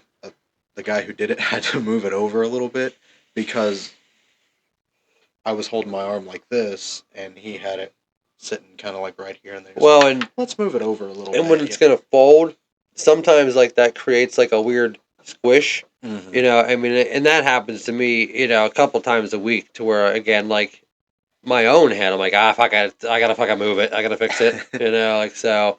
And again, like might annoy some people, but you got to have respect for somebody that cares enough to make sure it's right. Mm-hmm. Especially like I mean, like if it was on a piece of paper, I could trim the side or something if it's uneven. Right. But like on a body, you got to get it right the first time. And I had tattooed this like little heart thing on my arm. Yeah, you did that, Yeah, I did that. Apparently, man. Tough, I was allergic to the ink. tough I didn't spot too. I didn't realize I was allergic to the ink that I had used. So there's me sitting there, just kind of going through and tattooing it, and It looks pretty good though. I mean, had like it. I would think if you would have had a good quality ink, you might have Yeah, been all it. right. Oh, I knew. I A little bit of it's in the bend there, which you're gonna have a trouble anywhere. With that is like that part of the arm specifically. That whole, I mean, I would say 4 or 5 inch cuff there by the elbow. yeah. That skin is so elastic because at no point in its life is it at a standstill. It's always fucking Oh moving. yeah. It was the same with Yeah, right. That's the Black Veil logo that I yep. had done right here. When I had done that on myself, it looked like I was. It basically looked like I was a heroin addict because it was all black and Bruised. blue and Oh yeah. bruised. It looked so bad. Yeah, easy to do. What I mean? Like, and it's like it's not a going too deep thing. It's just it's very sensitive skin, and sometimes I've even bruised people with my hand. You know what I Really? mean? So like, if I'm holding your arm or your leg, I have to get a good enough stretch, and like sometimes people are just really sensitive. Sometimes it's the medication they're on, but I've literally left bruises on people just from fucking thumbing them. You know what I mean? Just Right. like so you just the fucking we're squishy. We're fucking just meat. It's like when you're stabbing it, you got to be aware. But trying to think anything else. Oh, I don't know what time we started. I'll check and see this here. All right. Ouch. Oh, okay. Yeah, we're still good. Oh, fucking butt sweating. I'm never sweating up here, man. I knew summer was going to be good because I started putting this all together in the dead of winter, dude. And like the last couple weeks, it's been like single digits. And like that little heater has just been, I mean, like it's better than a regular traditional space heater, Right. but that thing hasn't been working. In the last 24 hours, have rearranged every piece in this fucking place. Moved the TV, moved the heater, moved the fucking table, moved everything to try to reposition it. Because after we did Rico's podcast. I'm like, I'm over here chilling, and I'm having a good time, and I'm looking over at her, and I'm looking over at him. They're both like fucking snowed up, fucking yes, and they're like tripping out. They're like, "How are you in a fucking t-shirt?" I'm like, "Well, because I have a heater right above. I had the heater right above me. Like, I didn't even realize you And guys me, are like fucking freezing." me, like I'm not freezing. I'm because I'm a fat boy, so I got a lot of layers. It does help. I've put on some winter weight that I'm trying to work it out. Yeah, which again, I extended you an invite that any given day you got some downtime. I can pretty much make it happen anytime once the sun goes down. If you want to come over for a jam session, dude, we've Hell got yeah. fucking. The next thing I need to get is a bass. Bass is where I really feel like I could excel playing. Like, I'm good at fingering, but my problem is I'm left-handed. Uh-huh. So for like the first 5 years of me trying to learn guitar, I forced myself to play right-handed. And then someone was like, "Well, try to play your natural way. You know, I mean, don't conform to that. You know, you can fucking string it upside down and backwards, and Right. you can set it up left-handed." So then it was like starting from scratch. You know, so then trying to do that, I'm like, well, I do feel like my right hand is my dumb hand, my dummy hand. I can watch what it's doing. So I mean, like I can run my chords with it, and my left hand is where I'm most coordinated. I can strum without having to look and pay attention to what I'm doing. So like Right. my hand-eye coordination is better down here. So like I just need to get back on it, and I always looked for someone that could give me guitar lessons, but I would have to find someone that was left-handed, just so that was there wasn't like this fucking communication gap. Which I'm a pussy because I've made it. I've told everybody like trying to teach people how to tattoo. Like they're like, "Ah, you're right hand, you're left-handed, right-handed. It's different. It looks different." I'm like, "It's the same fucking thing. It's a different hand. Shut up." But it is different. Both my hands have to do stuff, so it's a little bit different than tattooing. Tattooing. Like, and I would have people like, "Well, watch me in the mirror." You know what I mean? Like, look into the mirror and watch what I'm doing, because then to you, I am using my right hand. It looks Right. the same. And Yeah. when I was in high school, I could actually learn how to play bass a little bit. And just a I little can't. follow, just a little boom, boom, Well, boom, boom. I used a pick because Okay. I had seen Nikki Six Well, you and got guitar playing stuff like fingers, brother, too. yeah. Like, you should be playing something. Like, you definitely are built to play music. I could I the first song I ever learned how to play on bass was "Smoke on the Water." No, That okay. was the first song I had ever learned how to play on bass. So it was more or less me sitting at my friend's house, just having this big ass bass, and then just going dun dun dun dun dun or something like that. It's got to Just feel good, though. stupid shit. Just playing around with it. And when I found out how to play an actual song, I was just like, oh, well, this is a little bit easier. And now I can't play bass anymore because I haven't done it since And it's in just like years. anything. If stop driving tomorrow, if 20 years after not driving, it's going to feel weird. Mm-hmm. So it's like just another thing. So, like, just having the access to it, you might not have the means or the interest right now to go out and buy a bass, but if I had one here and said, "Hey man, every Wednesday night, dude, we're just doing fucking open mic and we're just gonna hang out," Yeah.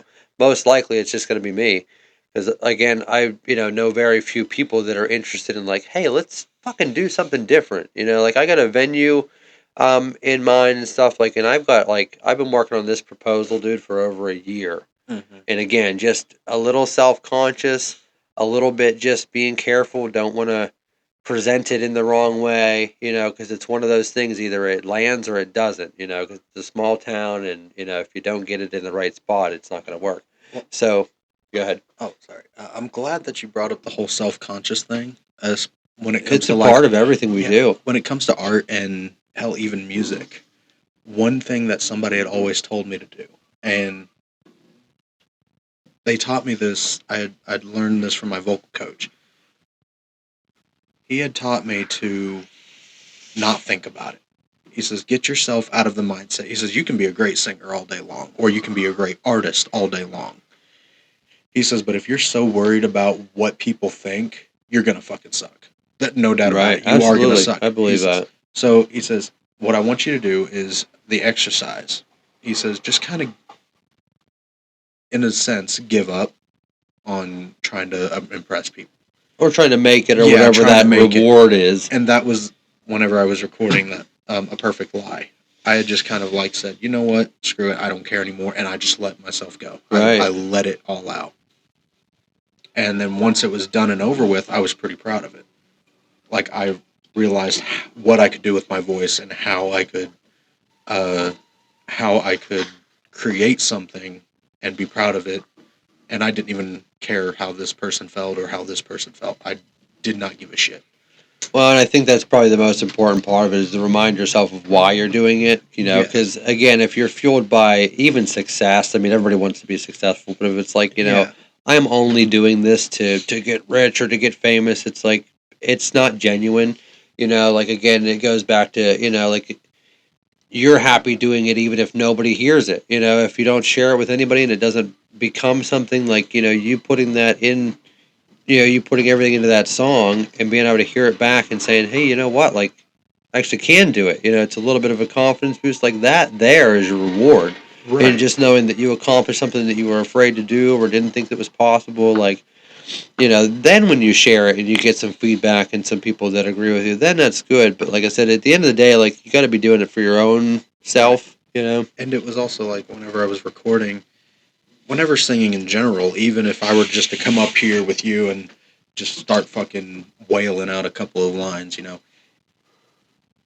I also had to get into the mindset of whenever I am singing in public, because I used to be so afraid of singing in public, like I would like I don't think whisper, I would like whisper and just kind of like be too afraid to like project my voice. But I was just like, somebody had told me that, you know, you listen to singers like, say, Chris Cornell. You listen to him in a live, in one of his concerts. You listen to him.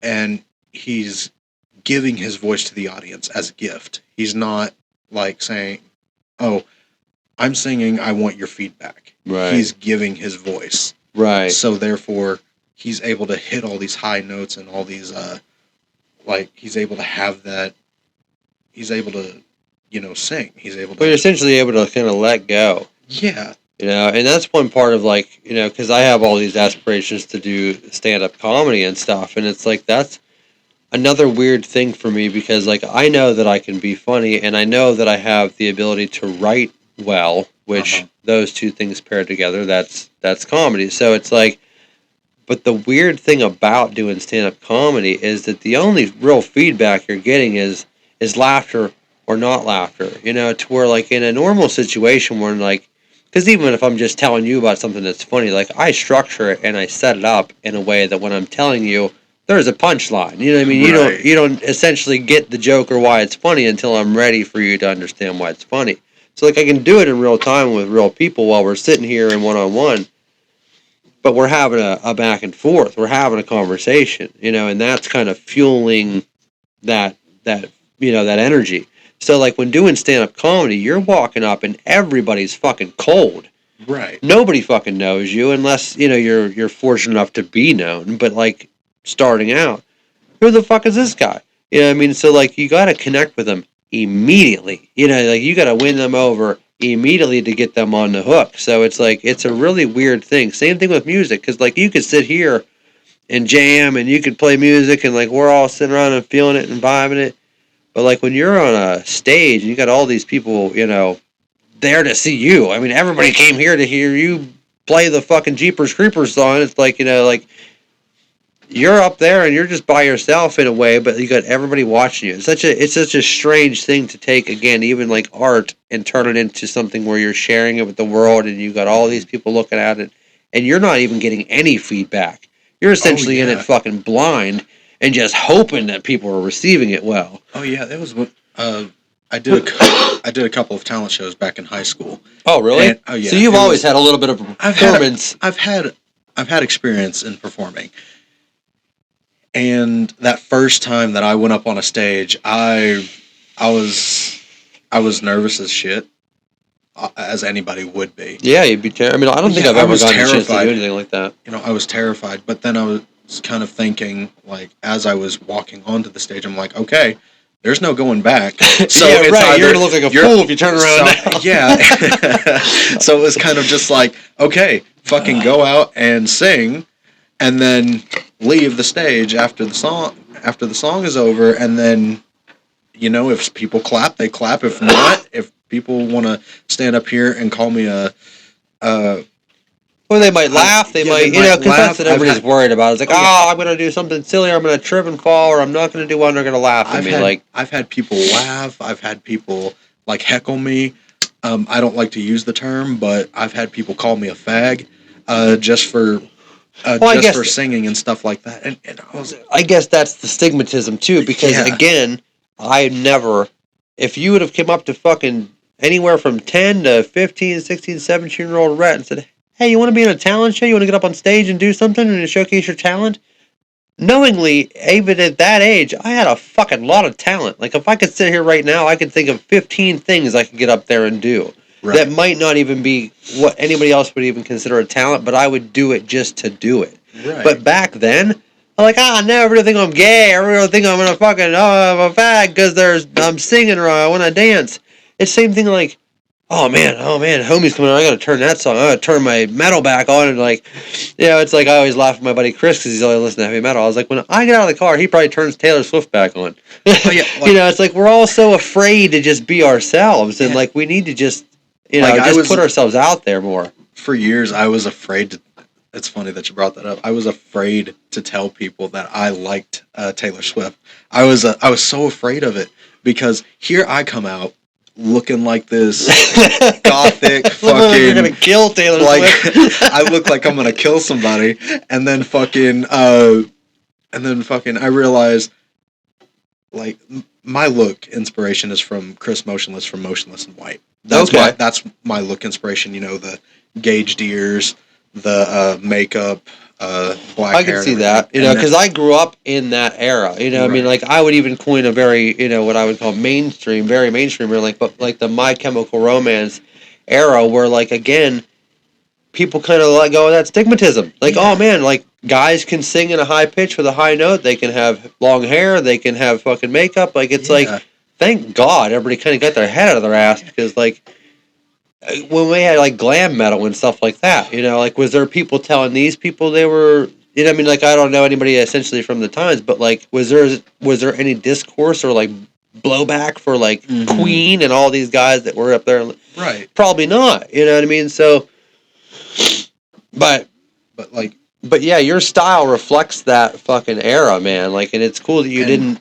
Like essentially let society kind of warp you back to being like you can listen to Taylor Swift but still be your own person. And going back to it, I never realized that this man who influenced my look and everything, this motherfucker is the biggest Swiftie I've ever heard. Oh, really? Yeah, he is. Man, what a fucking plot twist. I didn't know that until I think I saw a selfie of him at a Taylor Swift concert. I might have been tripping or something, but I saw that and I'm like, this motherfucker is a Swiftie, and I didn't even know that. So then I started now I'm not afraid to tell people like, hey, I like Taylor Swift and shit like that. But and in most cases, I would think that more people would be like, fuck yeah, dude. You know what I mean? Like. Because even if you don't like Taylor Swift, you got to be like, you know what? Like, that is so far out of left field for you to be able to, like, I mean, at least me, I grew up respecting people's confidence. Mm-hmm. Like I said, especially because I knew what it was like to be insecure, and like, well, I don't want to tell people I listen to that music. They're going to think I'm dumb. Like, it's like NSYNC or a boy band or something like that, whenever I was a kid. Because, like, same thing whenever I was in school. All I listened to was, like, fucking Hatebreed and Lamb of God and fucking Black Label Society and, like, the heaviest of fucking black metal. And if anybody fucking knew that I was listening to anything but that, they would have called me a poser because that's what I would have said. Right. Like we were just stupid, I guess.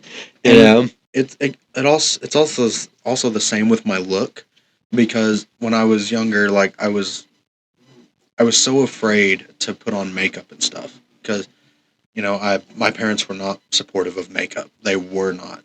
And especially like at the times too. I mean, like I don't remember how old you are, but I'm 24, almost 25.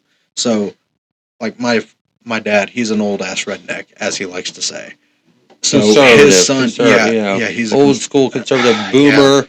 You know, and he was when I first came out in makeup. He beat my ass. He did not like the And fact you he mean did not. actually beat your ass, like, because that's one thing that, like, Yeah. people don't understand. Like, dude, I used to get, like, fucking whooped for fucking not washing the dishes. You know what Right. I mean? Yeah. Like, people Same don't even here. understand, dude. Like, I literally got my ass kicked. I remember him. I remember like them getting so mad because I didn't want to cut my hair because I wanted it long.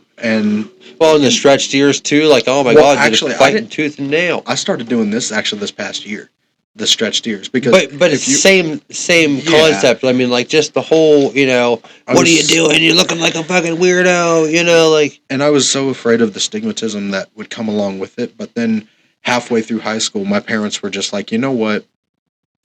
Listen, this is how you want to dress, fine, but just know, do not come crying to us if you get ridiculed for it.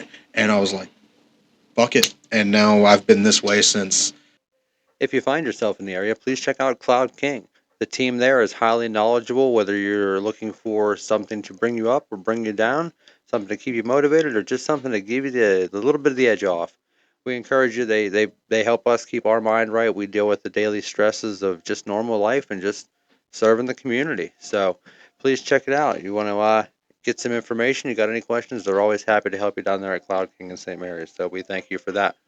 Since high school. Well, and as much as I hate to say it, because you probably were, because I had Mhm. fucking people every day. Because like where I grew up, dude, it was the same kind of thing. It was a very small area, fucking white bread, fucking either you're on the side of Jesus or you're a redneck fucking country boy, and I didn't fit into either one of them spaces. So it's like with dyed hair and stretched ears, and I had fucking nautical stars all over everything. You know what a nautical star is, right? Yes, I do. These people were so dumb and so ignorant that they thought a nautical star was a pentagram. So like that's the fucking kind of intelligent people I was dealing with. So it's like these people were so out of touch, you know, and thinking that because of the way that I dressed or the music that I listened to, that I was a danger to people. You know what I mean? Like I was Yeah. at very least what they called a distraction to other students because of what was in my ears and shit. Right. Like, excuse me? Like these people nowadays are so sensitive. Like if you have any idea like how much our generation was ridiculed and judged and fucking like I mean I was actually physically segregated because of how weird I fucking looked in class. You too. And I was like, I had the classic shit happen to me. Like I've been shoved in lockers. I've had food dumped on And me. it's based just on what you look like. It's based on what I look like, the music I listen to, because I grew up, even though I'm a 2000s baby, I grew up liking stuff like Dropkick Murphys, Rancid, AFI, Kiss, Wasp, Real bands. all these real Real bands, bands. and also even some modern like metal, some like bands that are actually influenced by those bands. And people would isolate me. They would ridicule me. They would tell other people, like even new people that came to our school, because I'm. You got to think I was in like small town fucking Texas growing up, so they would look at new kids and be like, "Oh, don't pay attention to him. He's a nobody." Or people would label me as the school shooter or something like that. See, and you were like a generation beyond me, so it's like that's another thing too that like you because in my high school experience, social media was barely a thing, very barely. So I mean, like I deal with stupid shit while I'm like at school, but when I'm at home, I'm doing my own fucking thing. Like I mean, Right. I'd text my fucking friends and stuff. Like we could text on flip phones and shit, but like you didn't have all this internet and fucking Facebook and Snapchat where like I would be bombarded with fucking harassment from just anybody who could search my name. Right. You know, so it's like and then also too with like Columbine. When Columbine happened, dude, like that was like culture shock for us. Like, what do you mean? They went in and shut up a bunch of fucking students and then they were students? It's like so like you were in a situation to where like not only did you not fit in, but then they had this new tagline that they could put on people that were odd or weird or quiet that like, oh, he's probably gonna kill us all. It's like motherfucker, he's probably the nicest fucking motherfucker in here, and you're judging him because he wears black. That was actually what led me. I don't talk about this a lot because it's not something that I like to talk about, but I was arrested back in high school, like 2018, August of 2018, I believe it was. This kid did not, on the bus, he did not like the way that I looked, and he got into a little conflict with me. And then he had somehow told the administrators that I was going to slit his throat and drink his blood. Oh my god! And after Because that you're a event, Satanist yeah, because you wear that shit. yeah, they looked at me. They took one look at me and they were like, "Oh, okay, this is true. He's gonna do that." And like I was so scared shitless. Like when I got arrested, I was in holding, by the way, and I don't know if anybody knows this, but holding and jail are two completely different fucking things, which Oh I didn't yeah. even know about that.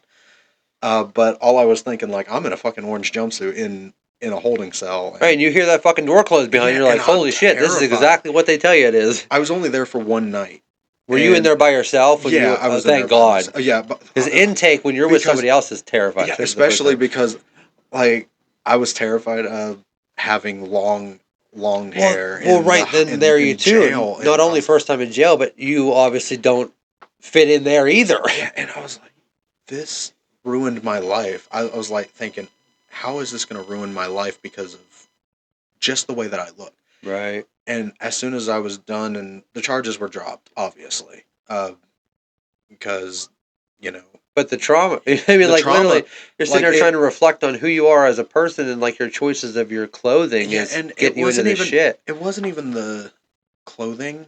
I would say it was more or less my attitude, because I'll be honest, it set me straight. Like, because I was always Mister like bad attitude, like fuck Well, you I'm sure, type of. right? Somebody wants to talk shit on you, like Yeah, fuck you, dude. talk shit on me. Guess what? It makes you a calloused motherfucker, Yeah, you know. And I'll hold up my middle finger to you. But like even nowadays, like I will be the nicest person I can be.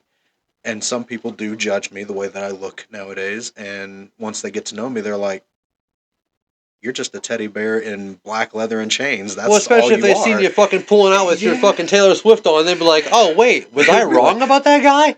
it's funny because It's like give there's somebody a so many fucking things chance. about me. Like when you look at me and you're just like, "This is what I think of you," and then when you get to know me, it's a whole nother side of me. Well, and this is why it's not racism, but it's the exact same thing. Yeah, It's a stereotype. You're basing you're profiling somebody. right. You're basing everything that you're going on just on a surface level thing, you know. And that's why I try to explain to people like I know exactly what the fuck that feels like. You know, like I Mhm. said, I was a minority the whole time. You know, growing up and being the only one that like thought the way that I did and did the ways. It wasn't until I started like openly telling people that I smoked weed and stuff that like people were able to look past the quiet kid that wears black and has holes in his fucking ears and comes in with safety pins in his fucking clothes. It's like so like it wasn't until then that they were like, oh, okay, well maybe you are cool, and then people started to kind of open up. But it's like people literally had no idea anything about me, and they would have assumed that I would have killed their fucking cat, dude, if they would have left Right. me with it. It's like that's still being. I mean, it's the same thing as racism. It's the same fucking thing because again, you didn't do anything, but it caught you up in this bullshit based on somebody else's opinion of you. And it's no different if you were black and somebody accused you and they believed them because you were black. It's like it's Yeah. the same fucking thing. Yeah, and We all have dealt with it. it was also like sometimes I would open up to people who I thought were my friends. So I would so one of my biggest things is I talk about mental health a lot because that's a prominent thing with me. Like up here in my mind is a dark fucking place. And I've it hurts a Well, lot. and If I'm stuck inside of here, it's bad. you as an artist have learned too that Yeah. expressing it too avoids it from being Uh-huh. trapped. And And if you could help somebody by just maybe talking about what you've learned. even yeah, it sucks because it like I'm more prominent now because I was recently just trapped inside of my head. Like I'm just now getting out of it. I've been trapped inside of my head for months. Like when I get locked inside of my head, it's bad. Like I do not come out of it. I become a whole different person. I become the Right. person that does things that I would never normally do, and then I also become this person that is just a darker person. And Right. and I've and uh it took like a falling out with a friend to realize, okay, I need to get out of here. Otherwise, it's gonna ruin my whole fucking life. Right. Yeah, because it literally infects everything. Like Yeah. if you're not okay in your own head and in your own mind, then I mean, it literally it's like a virus. It infects every Hmm. relationship, every position you have with people. Yeah, and You know. So so did it happen because of the place you were in, or did this like I would say so because it was like I told you, I do things that I don't normally do. And with this friend, I'm not gonna say their name or anything, No, just right. out of respect for them. But uh, I wouldn't. I didn't like hurt this person like physically or like commit like any heinous crime, but like it was more or less like a falling out due to mistrust. Like Mm-hmm. I had committed I like did something that was like Betrayed their ruin. trust a little Yeah, bit. Yeah, betrayed their you don't have trust. to get into And detail. but like after that had happened, I realized, oh fuck, I fucked up this friendship, and this was my best friend. So like I had fucked up this friendship like completely, and they had blocked me and everything, and I was like, okay, what do I need to do? So I started therapy. I recently started that, and then I started looking at my music. I'm like, okay, you know what? Music has always helped me. Let's do that. And then I finally got out of my head and realized that, all right, I need to take a whole new approach on life. Otherwise, I'm going to destroy every single relationship that I've Right. ever been in or that I'm even in at the moment. Whether that be friendship, or a Well, marriage you with my just don't know. wife and Even stuff. business or career Yeah, opportunities. I even mean, like this thing, could be, something that you just don't know how much farther down the road it could affect you if you don't kind of get an idea right now how to handle it. right. And we all have our shit, but having a plan together and having an idea of what can save you from it. Yeah, it does suck that I put myself in a situation that I could have easily avoided. That's what it took to you know Wake realize you that up. wake me up essentially. It sucks that's what happened. Like it took something drastic to happen for me to finally you know kick my ass into gear Well, essentially. sometimes that's what it takes, unfortunately, and it's like, a lot of things, unfortunately, nobody's really worried about a solution until something drastic happens, or the whole house of cards kind of comes down, like that's kind of where they say, like, rock bottom's kind of like the best place to be. Uh Essentially, you can huh. only go up. But, like, at least now kind of being able to kind of recognize your own patterns. Because I'll do the same thing. Like, man, I deal with so much stress, as you can imagine. I mean, like, we pay fucking three rents. That's just rent, not, Right. talking about, feeding people and just being able to live. And it's like it's a lot of stress and it's a lot to juggle. And like 9 times out of 10, man, like there's days when I'm like, dude, I'm fucking done. I don't have. I'd rather go back to fucking Walmart, than Right. deal with, the pressure. And it's never the clients. It's never really that. It's just that, like, I mean, like, just the pressure of just having to be able to produce and Hmm. be creative, and then just you have no choice but to give them your best every single time you walk through the door. You don't have a Right. choice. They're paying you, like, they're not paying you less today because you're tired. They're not paying you less because you had a shit day yesterday. Like, they're paying you your hourly rate. So it's like you have to give them that and then some. Like, I'm always, my goal, no matter what I'm doing, is to exceed your expectations. Like, if I know that your bar is set here, I'm gonna fucking blow it out of the water as best as I can. You know what I mean? Hmm. Like, I never strive to, I never aim low with anything. So it's like to be able to maintain that level of consistency and performing at your fucking best. And then also, too, it's not like they can just drop their arm off and I can just dive into their piece. Like, I also Right. have to entertain them. And a lot of times they're relying on me to not just give them a cool piece, but sometimes they rely on me to be their therapist while they're there. Right. And it's nice because sometimes I can check myself out of my own bullshit and I can kind of fucking be an outlet for somebody else and I can work on my art while I'm there. And it's like, so there's a lot of things that it does benefit, but you have Right. to get yourself to the fucking door, So it's like, if I'm not in the right state of mind, I won't go to that shop. I Hmm. refuse to even walk in the door of that place if I'm not in the right state of mind Uh because huh. I refuse to take any bit of negativity into there. I refuse to go in there if I'm not able to give whoever's on the other side of that door my best, even if it's just me and the time I'm going to spend there.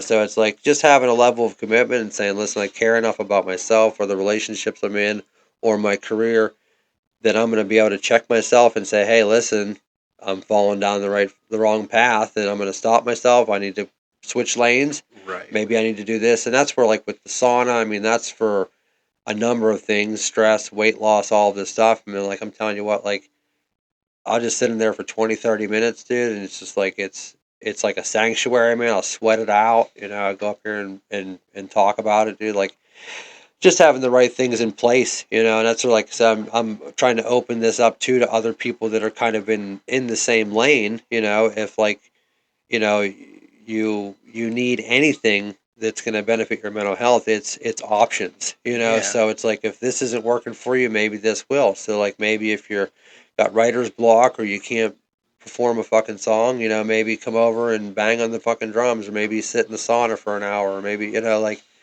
even just coming up here and talking, like, trying to build a network of people that are essentially got the same goals in mind. We're trying to Right. expand our art, we're trying to better the community, and we're trying to bring more entertainment into the area.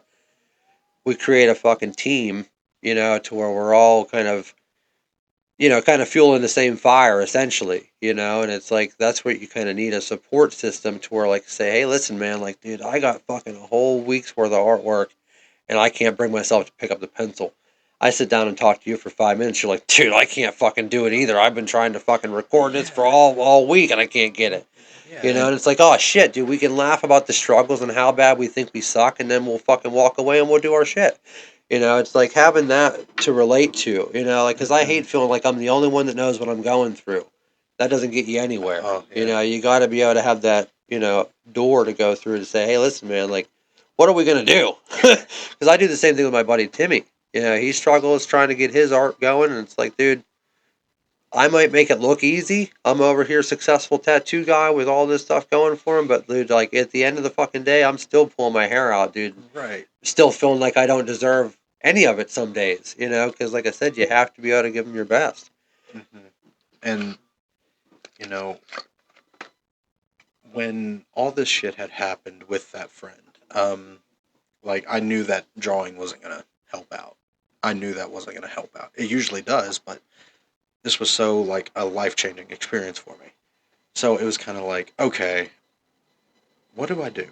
Uh, and then I remembered that song that I had wanted to record. It's not specifically about that person, but it was more or less that whole song that I had done was But see, it meant to me like killing off that darker side of me and like saying goodbye, good riddance. right. You're you're ruining my life, so I'm done. See, so you take that terrible thing that's happening, and you Yeah, fucking even balled it though up and harness that yeah, even emotion and that energy. yeah, and even though that song was originally about like a betrayal of an ex lover or a friend, I don't know what the band that recorded that. I don't know what their thought process Right. was behind it, but that's what I got out of it. I had taken it and used it as like a goodbye to this darker place in my head because I was just like, okay, this is you've screwed me over for the last time, so I'm done. I'm done with it And being you're in this speaking to place. yourself, Yeah, I'm essentially. I'm Wow. basically yelling at myself at that darker side, and I'm essentially punching it in the face and telling it to get the fuck out. And That's see, that's powerful, because what most people are lacking is holding themselves accountable. Like, when you don't handle something the right way, or you acted out of character, being able to look at yourself in the mirror and say, I fucked up, and I'm not going to allow it to happen again. Like, you yeah, have to be able to hold yourself accountable, because if you spend all day blaming the other person and saying, it was them that fucked it up, like, right. you're not going to grow from that. You And know what it I mean? takes two people to fuck something up. Like I'm not gonna completely blame it on this person, but I will say that it was mostly me because I stayed and I let myself get into that situation Right. where I could have backed off and said, "Whoa, this is too much." I put myself into that situation. Now, granted, me and this friend we didn't go off and like uh, fucking have a 15 hooker gangbang or anything like that, but it was it was it was just like a small like, hey, this is a fuck up, like it's I put myself into that situation and I could have easily stepped back, Right. but I didn't because in my mind I just didn't care anymore. My head was just so fucked and so far Well, in gone. hindsight, too, dude, after the fucking dust clears and the smoke settled and shit like that, it's like something that was like fucking killing you. It can seem Yeah, so simple, too, when you're beside it. It's and like, that man, if I'd have just done that, everything would have been different. Well, even then, I look at it and I can go, like, what pulled me out of my head after the song and everything, I was just kind of like, okay, I could have done worse. Like, I could have done so much worse. I could have done, like, a heinous crime Right. towards this person. I could have physically harmed this Well, you person. could have let it get the best of you, you know. Yeah, and I'm glad I didn't. But it was, Because sometimes cutting ties is, you know, like it the hardest sucks. thing, but sometimes it's the best thing for both people to avoid further continuing the pain on both Hmm. sides. You know, like And it's, yeah, it's just, it does hurt. Like, it still hurts a little. I'm not going to say as much as it did. well, do you But, feel better after the song, like, and oh, after you yeah, kind of like, after, express it?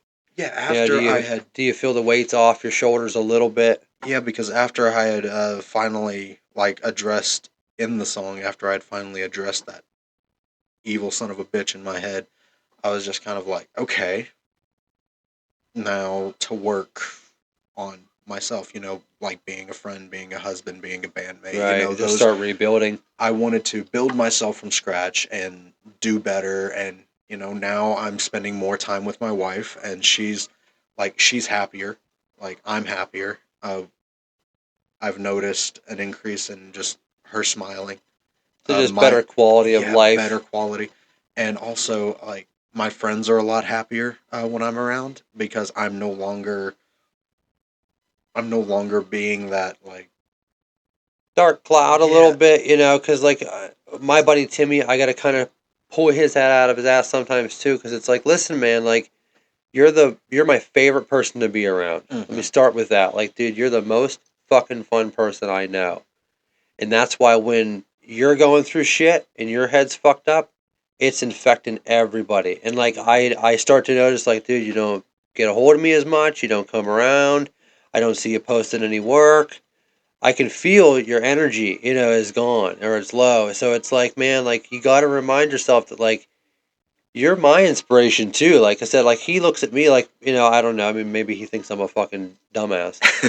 But to look at me like it's easy. Like I got a shop and I got all these clients and I do all this work and all this stuff. It's like it's easy maybe to look at me and think that like I'm the one who over here is giving him the help and inspiring him, but he doesn't realize how much I need him. You know, Hmm. like I might be over here keeping him alive, but he's doing the same for me at the same time because like me being reminded of how bad and how low you can get as an artist reminds me, you know, because it's like, dude, it doesn't matter if you just started and you're on day one or if you're 20 years in, you got to find a way to kind of channel that down and use that to build back up, you know. And Hmm. it's like I try to remind him all the time, like, dude, I need you around, even if you're not at your best, because I can help you up. You're gonna bring me up, and together we can fucking make it happen. And, having that support system, having those friends around, like, it had been a while since I've even spoken to you. Like, Oh, I it was know, and that's because what I it mean. was It's easy to check out. yeah, it was easy to check out, because, yeah, I knew you before, because I was your apprentice for a little bit of the time. And during the course of that week, I wasn't in the right headspace, and I Well, it's and I just was still, wrong timing, yeah, you know, and wrong that's timing.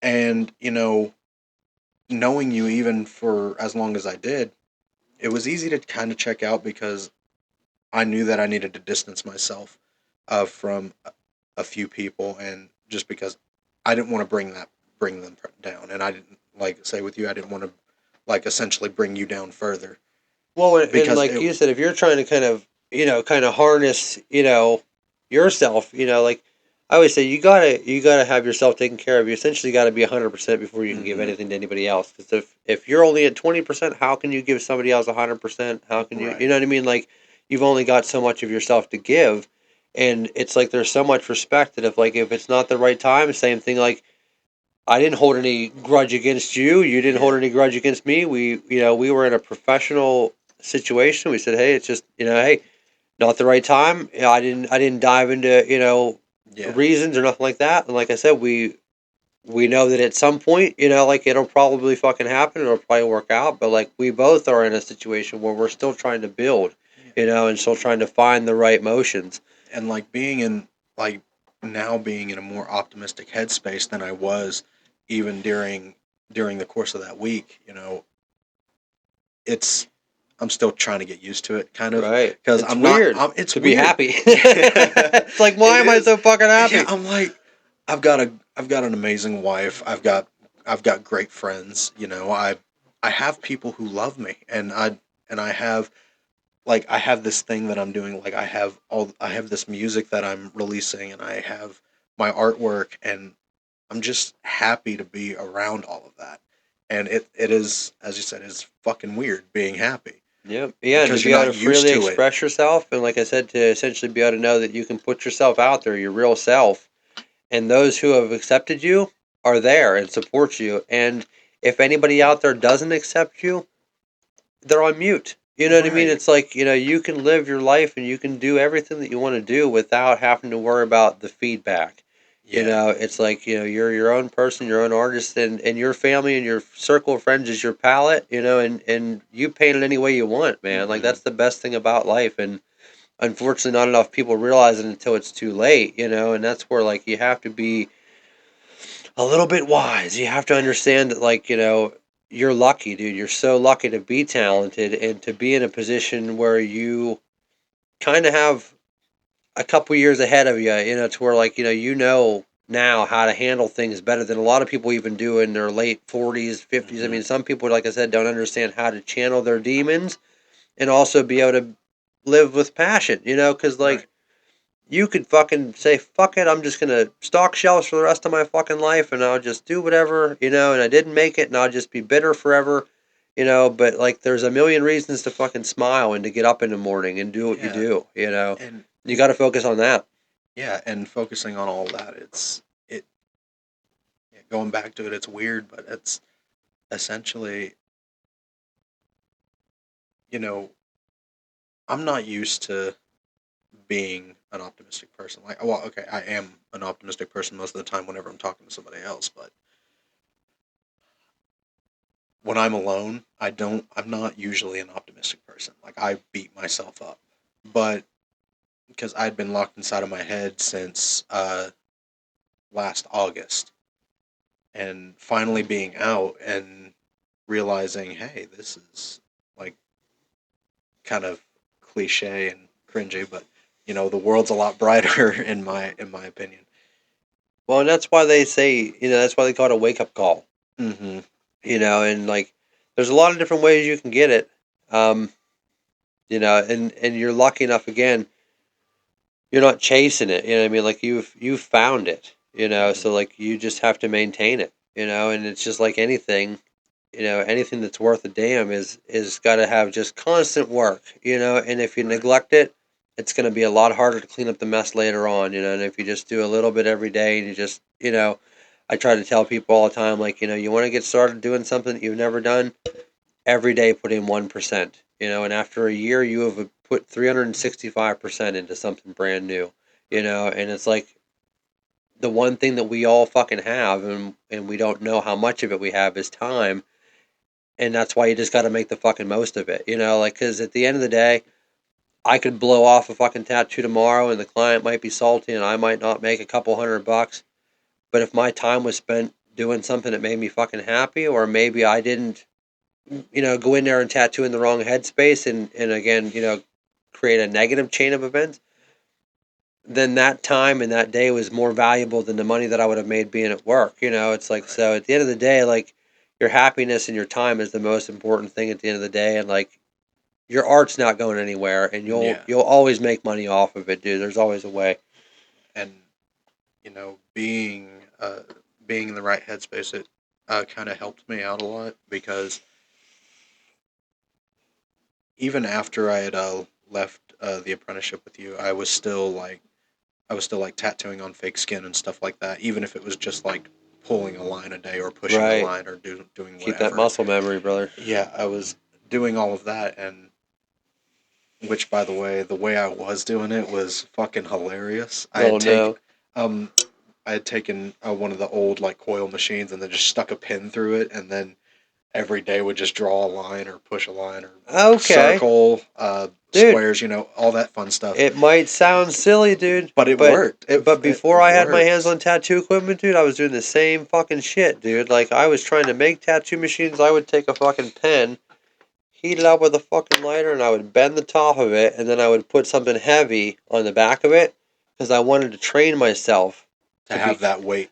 dude, because I knew, I was like, man, someday I'm going to be fucking running real machines, and I can't be Yeah. a fucking pussy. Like, I ain't fucking using no fucking, like, there wasn't rotaries whenever I started, and there Right. wasn't light machines anyway, but, like, that's the biggest hurdle is, like, I've been drawing like this my whole life with little light, flimsy little pencils and pens and markers, and then I got this big, heavy, loud thing with a cord and a foot pedal to run it, and a body that's sweating on me. Yeah, It's like so. I've been doing that a lot, and I catch myself doing it because I have a little grip that I made out of paper towels and fucking grip tape, and I'll catch myself putting it on like my pencils whenever I draw and stuff like that, Yeah, just to kind of get used to holding something bigger or it's the something like muscle that. memory, Yeah, like I and said, because you're just it's training easier. yourself. It's easier nowadays. But Yep. now that being out of that headspace, it's like I've been drawing like crazy. I've been I've been seeing it, man. Like I recording. said, dude, and that's why I wanted to get you in here, dude, because like you just been producing like a machine, man. Like you remind me like this dude when I was at the Art Institute. His name was Opeth for us. Like that's a heavy metal, like some kind of dark. I'm sure you've maybe heard of Opeth. Probably. I might have seen. Not Otep with the Right. female singer Opeth. But anyway, this guy was from Iraq, and whenever I met him, he'd only been in the country for like six weeks or something like that. He could barely speak English. Phenomenal fucking artist. I mean, like he could sit here and in 15 seconds flat, dude. I mean, and I could give him anything. You could blindfold him and give him a pencil or a pen or a marker. He could do it with anything.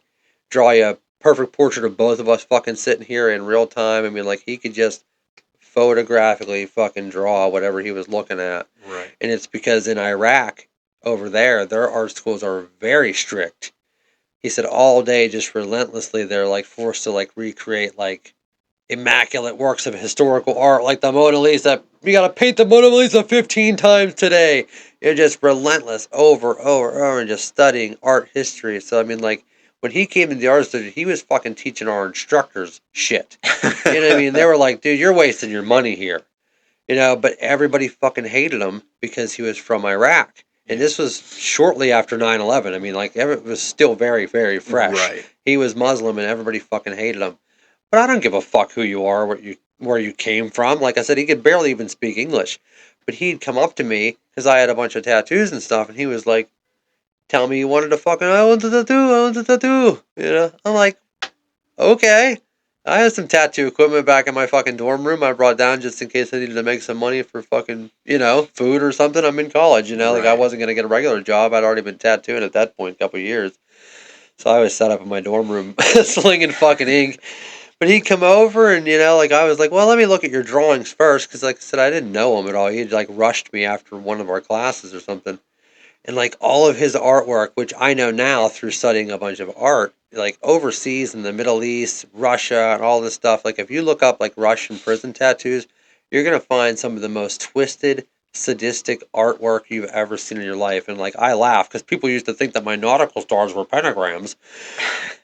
This dude, his whole sketchbook was like of these devil satanic pigs, like with like 9 dicks, fucking like 30 women, and like I mean, just like I can't even fucking describe the crazy shit that was in his sketchbook. And he's like showing me like it's fucking Betty White, I drew this last night, devil dick, devil dick, devil dick. I'm like, well, I don't want any of this shit tattooed, because the most effective way to learn how to tattoo if you've already been an established artist is like, okay, take a piece that you've drawn and now we'll tattoo it because it's a piece you've done it before, you know Right. exactly how it's supposed to be. If your stencil wiped off, you've done it already. It's already your piece. Hmm. So I'm like, well, I don't want any of this shit tattooed on me. This is fucking crazy. So I was like, well, I'll just find something simple. Find him a little flash art, whatever. I don't even know what he ended up doing. But a little flash art piece, little traditional flash art piece. I thought something super simple. It's like got no shading in it. It's just basic color flats. And he fucking destroyed it. It was terrible. But he had never tattooed before, so I was expecting Right. that. But what I didn't understand is that we were speaking completely different languages, and not just with words, but with artwork. Right. He had never fucking seen a traditional tattoo ever. Had never fucking known about a bold line or a traditional rose. This Right. motherfucker draws a rose, he's gonna spit you out a photorealism fucking portrait style rose. That's Right. the only way he knows how to draw. So like, oh yeah, draw this flat 2D rose dagger. Like, it doesn't make any sense to him. It's like asking him to tattoo gibberish. So it took a lot of failing and me sacrificing skin for me to understand, like, fuck, I'm just giving you the wrong shit. This stuff is simple and easy to me, but I grew up on American Western tattooing. I've been looking at this stuff forever. So, I went completely the other way. Okay, you don't know how to tattoo? Let's do a portrait. Okay, in no other situation in the world would that be a good idea. You've never done a tattoo, let's do a portrait. But this motherfucker was such a good artist. Like I said, I mean, he could draw, he could look at you and in 15 seconds have you a fucking portrait drawn out. I mean, like, he is just, that's what he does. He's just a fucking actual artist. He's a real motherfucker. Right. So I was like, okay, if you're working from a fucking stencil, so the first one we did was a Boris Frankenstein, you know what I mean? So okay, we printed out the fucking stencil, laid it on, because like, what I realized is, okay, he knows how to do the artwork, but he doesn't know how to use this type of pencil. Tattoo machine is just a different kind of pencil, a different kind of paintbrush. So if I give him something that he knows exactly how to do, but he just has to figure out how to do it with this, we've eliminated a lot of the fucking bullshit. Mm-hmm. So I set him up with the magnums and the gray wash and told him how to dilute his inks and told him how to get, lights and darks. And dude, the fucking portrait that I have on my fucking leg is the first portrait he had ever done and the first real tattoo he'd ever done, dude. And it's better than some portraits I've seen, dudes that are like portrait artists. It's fucking incredible. Now it looks a little bit sketchy because he didn't understand exactly how to blend. He's using a Right. needle for the first time. But I love it because it looks like it's done with pencil. It looks like it's sketched on my leg. It's crazy. I'll show it to you. So he was like, oh my God. And I was like, oh my God.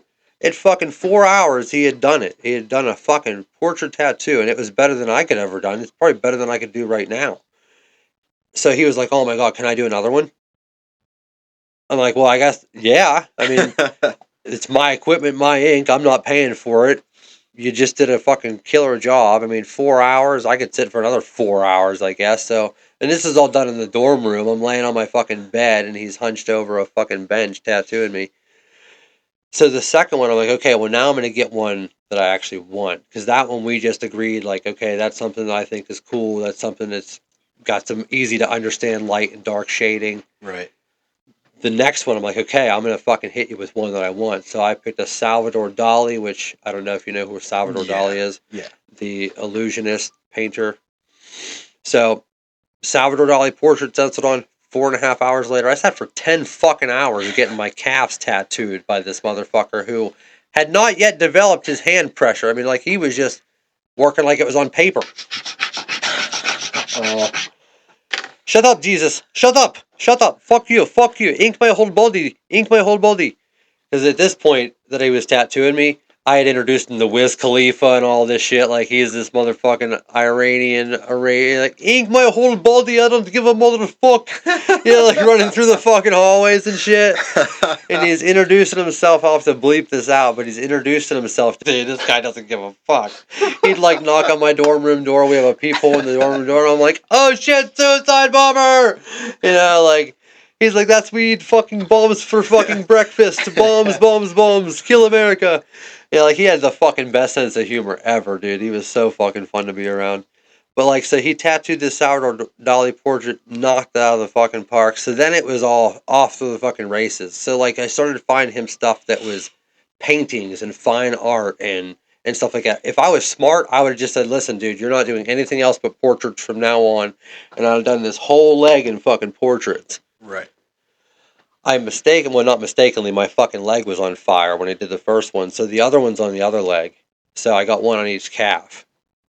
Hindsight, I wish I would have done them on the same leg. Right. A whole leg of portraits would be fucking sick, especially because I could never afford to pay a real portrait artist to do real portraits right now. It's expensive. They're the hardest thing to do. But so like he had done, I guess it's on this arm. This thing is old as fuck. So I mean, when it was done, it was immaculate. But this skull piece right here, yeah, it's holding a baby and all this shit. I'll drop it into the stream post-production, but this is a painting by Paul Booth, which Oh, I love Paul Booth. Paul Booth has been my favorite tattoo artist since I knew who tattoo artists Yeah, were. and he was actually my introduction into tattooing and the reason I wanted to do Dude, tattoos. he's the king of horror. Yeah. You know what I mean? Like, he can do it all. I mean, like... Well, see, I had seen his work in a magazine, actually WWE magazine, uh, and I saw it on The Undertaker because he has the thinking demon and all of it. I think Right. actually most of his artwork is done Yeah, by and he's tattooed done some by Paul crazy Booth. motherfuckers. Corey Taylor, I mean, just about Yeah, anybody in the heavy metal scene, he's and I've tattooed seen them. and I see all these photos, and I was just like, when I first saw the thinking demon on The Undertaker, I was just like, that is fucking cool. And then that was my introduction to tattoos. Like, that's what I want to do. That's something I want to do. Well, and it's cool because, like, for a lot of people, when you've seen that stuff in the magazines and stuff for the first time, it's like, holy fuck, that's what a tattoo can be? You know, because for the longest time, it was the most basic. I mean, that's where traditional tattoos came from. It's like, it changed. You know what I mean? And what changed it is the Mexicans.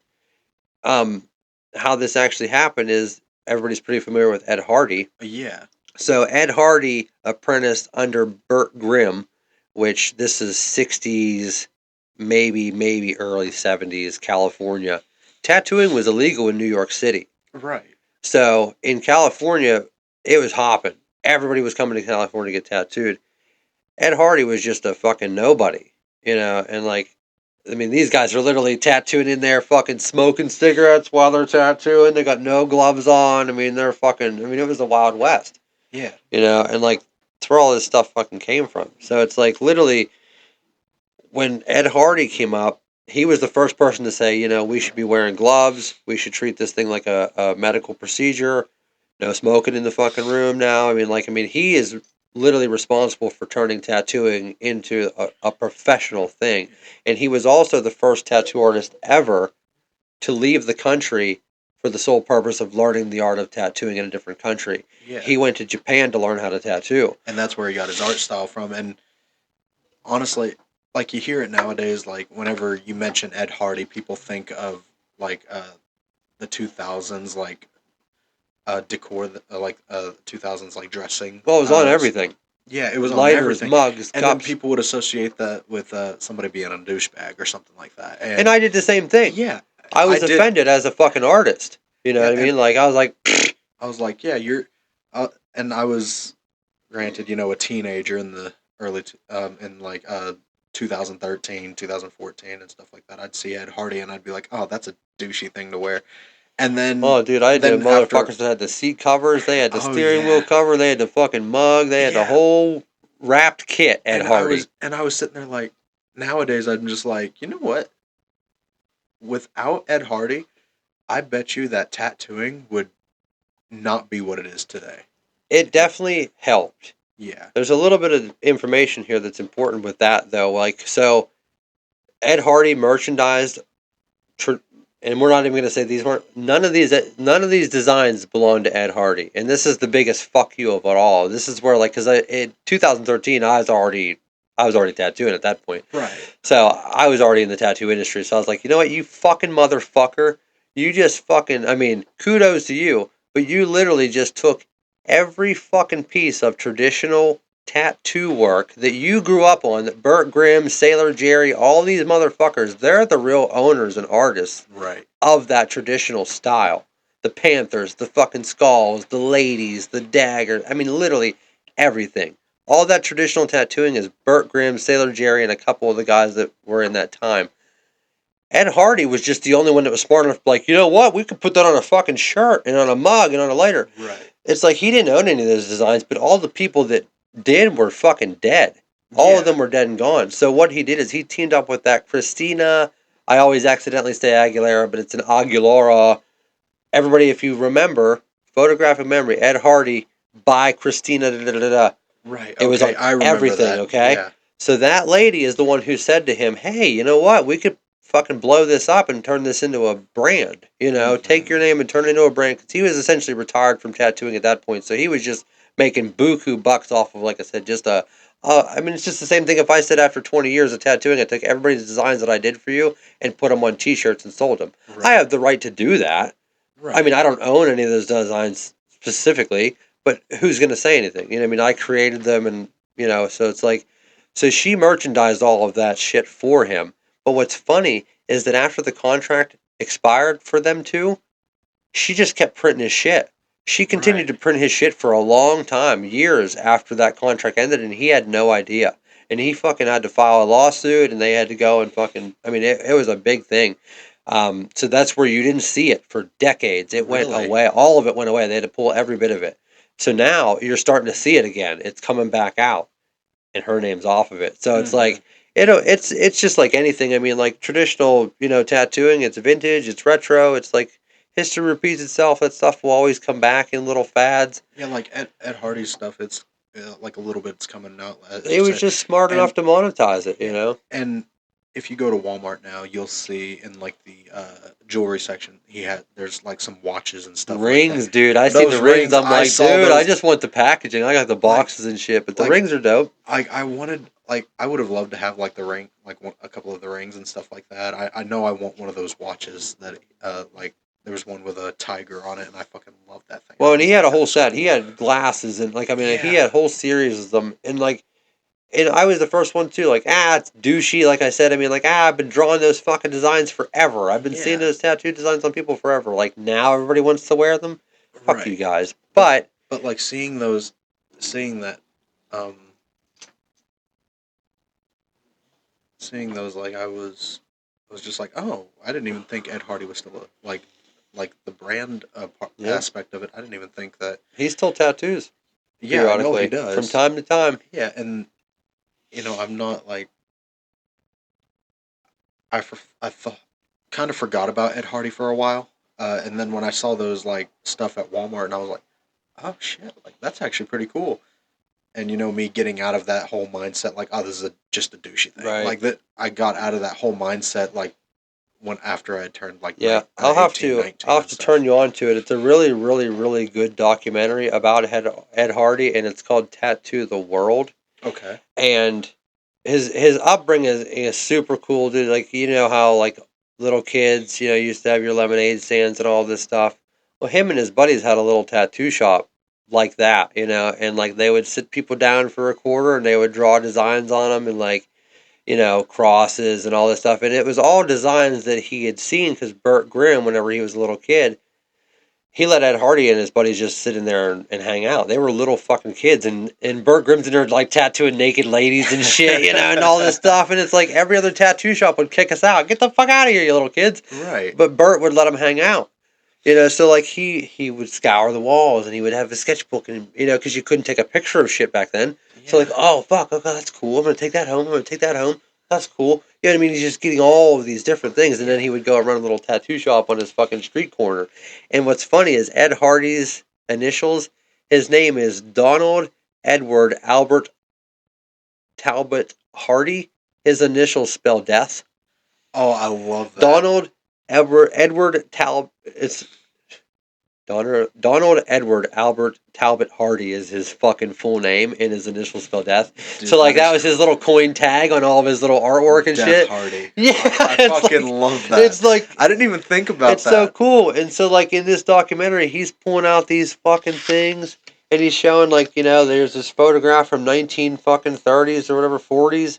This cross with this wave and this lady or whatever that he had drew on his buddy's chest. He's got it on a print, and then he's got it on a shirt, then he's got it on a big canvas, showing like the evolution that like he had that idea when he was fucking 10, and he still, when he was 20, kind of redrew it and kind of Mm-hmm. re-evolved that piece. Like we were talking about, like you find a piece from an old sketchbook and like, what can I do with that now? Yeah, And like bring it into the want times. to see how my artwork has improved, and I've done Right, and that. how you evolve and how And your interest, because you, like I said, you look at that and you're like, well, shit, I wouldn't do it like that now. I'm like, why did I position it that way, or why did I shade it that way? And I love how that turns out, because it's like, especially when you have like a physical photo like on your phone, and then you take a picture of it then, and you look at the side by side, right, and you're like, oh, well, okay, so now I see where my art has improved, like I did on my especially on days that you're feeling like you haven't progressed. You know what I mean? yeah. Like those are the best days, like I said, to check yourself, even to look at something you did 6 months ago. Like You know, on my YouTube, I had a video. I don't know if it's still up there. I have to look at it, but I had a video of me doing like these random, like I always used to do like these random like faces, just like abstract faces that I used to do. And I look at the face from then, and then I look at it now, and I'm like, okay, my art has definitely cleaned up a lot, and Right. it looks so much better.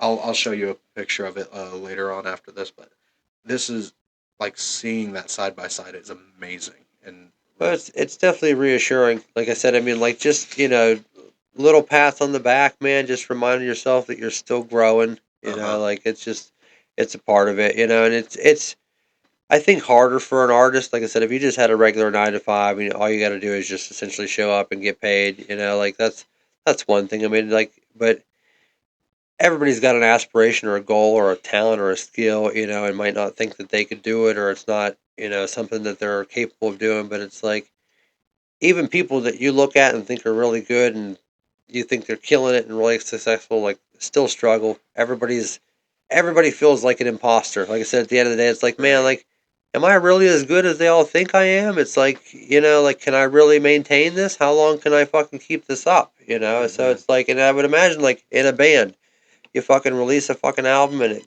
goes gold or platinum or something like that. It's like, boy, imagine how scary the second record is to make. Yeah. It's like, boy, the expectations and the bar you set so high for yourself, how do you top it? And it's like you got bands like Tool that just go silent for a decade, Hmm. and his reasoning is because between the 4 or 5 bandmates, they refuse and they have agreed to not release a single thing unless every single one of them is happy with the product.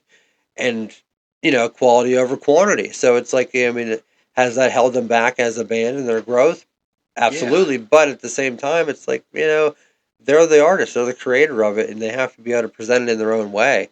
And he was actually just talking recently about how he kind of regrets not allowing his music to be accessible digitally. Like for the longest time, you couldn't get Tool on Spotify, you couldn't get it anywhere. They made sure it couldn't get on YouTube.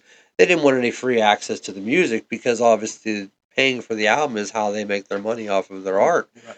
So, so with all that happening, it essentially cut an entire generation of people off their music, to Hmm. where there's an entire generation, probably 2 generations now, that's the only way they consume music or find new music is through Spotify or through YouTube recommendations. So if you don't exist on those platforms, you don't exist nowadays. Right. So it's like the longer you wait to kind of, put yourself out there, that's the longer you're waiting to kind of build an audience, because people will like you for you, and they'll follow you, as you grow. They don't need to wait until you're the best of the best to see your shit. You know what I mean? And that's why, like, being honest and transparent with where you are as an artist and your growth and having that connection, because we're lucky enough on a small town to, like, kind of get some feedback, and Yeah. I know that, like, putting this stuff out there, it's not going to such a huge wide audience that I'm going to get like massive criticism or feedback, but obviously at some point that's the goal. You want your art to be widespread. You want people to be able to find it anywhere they're at, and you want people to be able to access it and appreciate it. So it's a process, and thankfully we're getting every day. I mean, Hmm. like I always say, like, dude, if I fucking open my eyes in the morning, I'm happy. You know what I mean? Because at the end of the day, then I've been given the best opportunity to make something out of it. Like it's the day that I don't wake up that I have no options. So as Hmm. long as you wake up breathing, brother, there's a reason to smile. There's a reason to fucking be motivated. Anything you want to let us go with, man? I'm gonna say we should probably wrap this up. I gotta take a piss. All right. Well, I am Kris Night, and my new song, "A Perfect Lie," is out on Spotify, YouTube, uh, iHeartRadio, everything. Nice. All right, man. Thank you so much, dude. It was an absolute pleasure to have you in here, dude. Thank you. We'll Absolutely. have you back soon. Hell yeah. Thank you. Man.